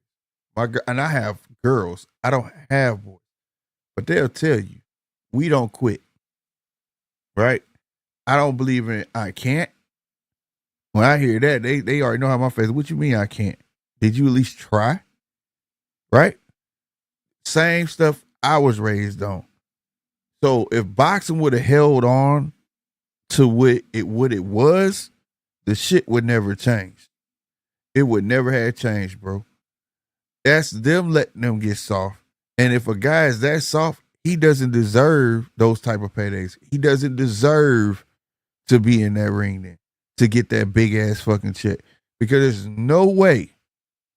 is no way, in no shape or form in real life outside of sports that you get to say, I'm not doing it, but got your hand out at the same time. If you're going to tell me you're not going to do something in business and think you're going to be able to come sit at my table, then later on ask me for something, I'm like, didn't you bail out on me last time? No. You would have got that type of payday eventually, but no. And then continue on and got that payday, but you didn't want to provide that service, so I'll find somebody else. You can't sit there and I get that people say boxers are the bosses, but you can't be a true boss with your hand out. A boss got the money. Yeah. Well, you're a worker. And that's where it get misconstrued. These boxers, I feel like there's nothing wrong with it. Yeah, the boxers are the boss. True. Yeah, I got to get in the ring. I got to do this. I got to do that. Okay, that's cool. But I'm paying you for a fucking service. I ain't paying you.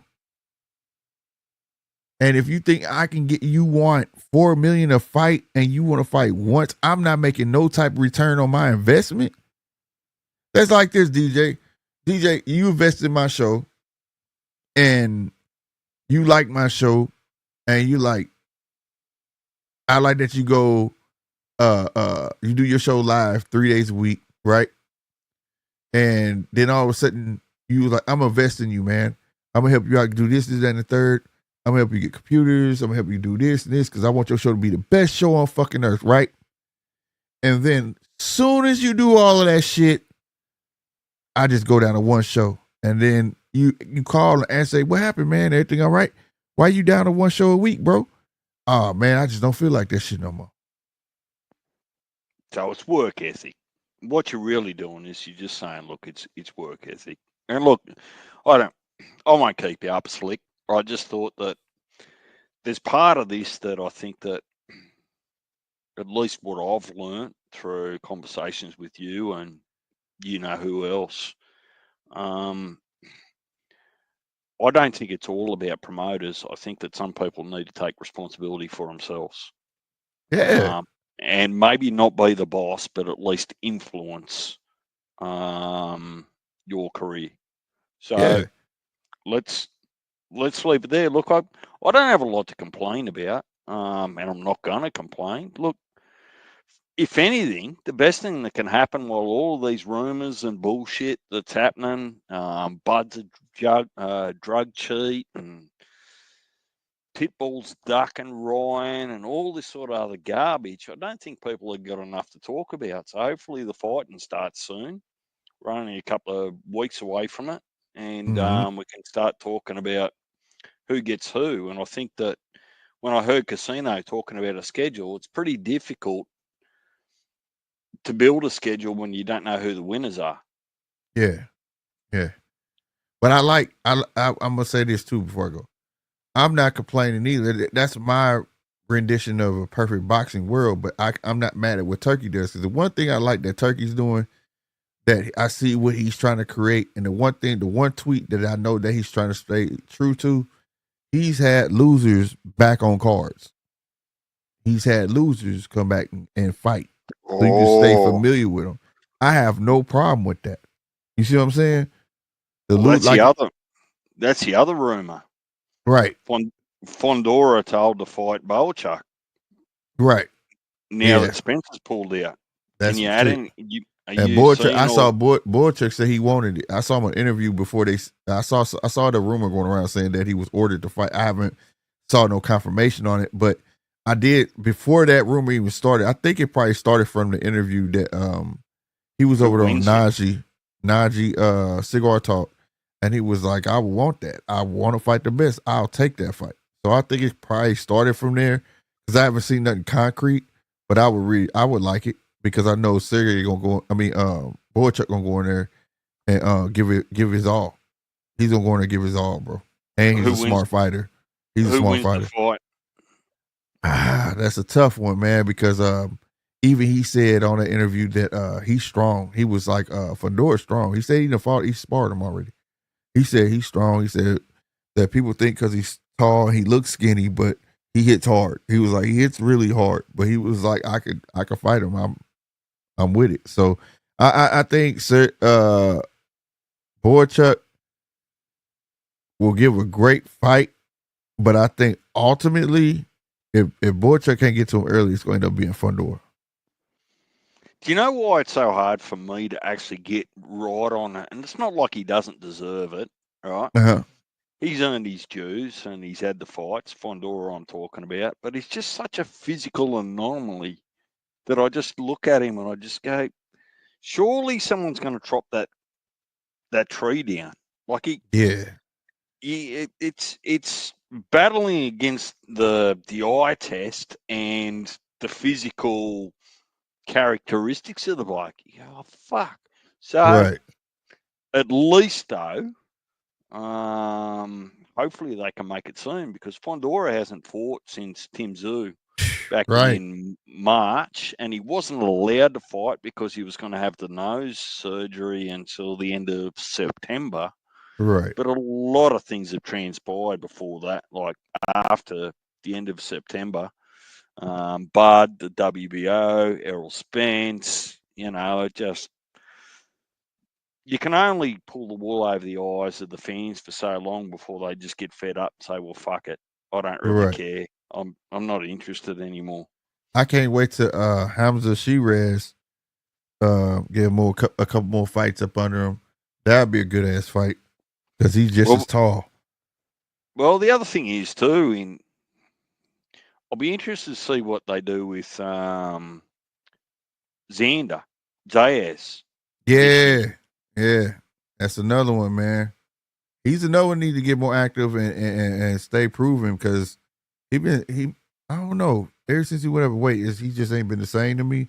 But I think it's a testament to just being active, like for real. Like he got to get acclimated to his weight and he got to get active, not just here and there. You know what I mean? He fought at least 3 times last year, Slick. Did he? Oh shit, yeah. Because he went from. I thought he only fought on that one card. No, Shoo. I think you might see a little bit more of him with everything coming under the zone, but I'm sure he fought. And look, I'll come back to you, but I'm pretty sure he fought at least 3 times because he went I could be wrong. ranked 15 or 14 to ranked like 3rd or 2nd in some of the sanctioning bodies. The last I heard, who was he that he thought he was going to fight? Oh, I remember he was filling in for somebody. At 154, they float everyone against everyone. So no, I remember it was somebody that was finna fight, and he was all on Twitter saying he was finna fight that Virgil. It was Virgil. That's who it was. Remember, it was a rumor that he was supposed to fight Virgil and this and that third, and he was on Twitter talking about he was gonna fight Virgil, and it wasn't Virgil. Well, speaking of Virgil, that'll be an interesting conversation when you or Punch or Heavy are ready to talk about the February card, because I'm telling you that Virgil and Madrimov, Virgil is just not gonna walk straight through that bloke, in my opinion. No, hell no. But yeah, we definitely gonna continue that one, man. We gonna continue that one, bro. I'm gonna go ahead and get up out of here and close the show. Righto. Thanks to the chat. Thanks to GMT Sports, Slick 50. Everyone Right that on, came man. up, Casino, Punch, the chat, G-Walls, Pearl, everyone here. And just remember, like and subscribe on your way in. It's for free. And the link's normally at the top of the chat. If you drop in, you've got an opinion to share, it's the People's Channel. Yes, sir. Appreciate it, DJ. Appreciate it. All right, everybody. We gonna close the show down. As y'all see, that's the cash app. Y'all know the super chat. But most importantly, I ain't gonna stunt, man. I don't be parading it around like that. But that's just if you want to be nice. Most importantly, hit the subscribe button, bro. That's where I'm at with it. Hit the subscribe button. Salute to everybody who came out, man. Real talk, man. I appreciate y'all. Y'all have no idea, man. Salute to all my rewatch gang that just watched this, man. Salute to y'all, man. Y'all know the drill. Mondays live, Tuesdays replay, Wednesday live, Thursday replay, Friday we definitely live. Saturday the big fight party. My birthday, I believe Pacheco and Nelson. See you then, man. All right. So y'all be easy. I'm your boy Slick 50. All right. Deuces, man.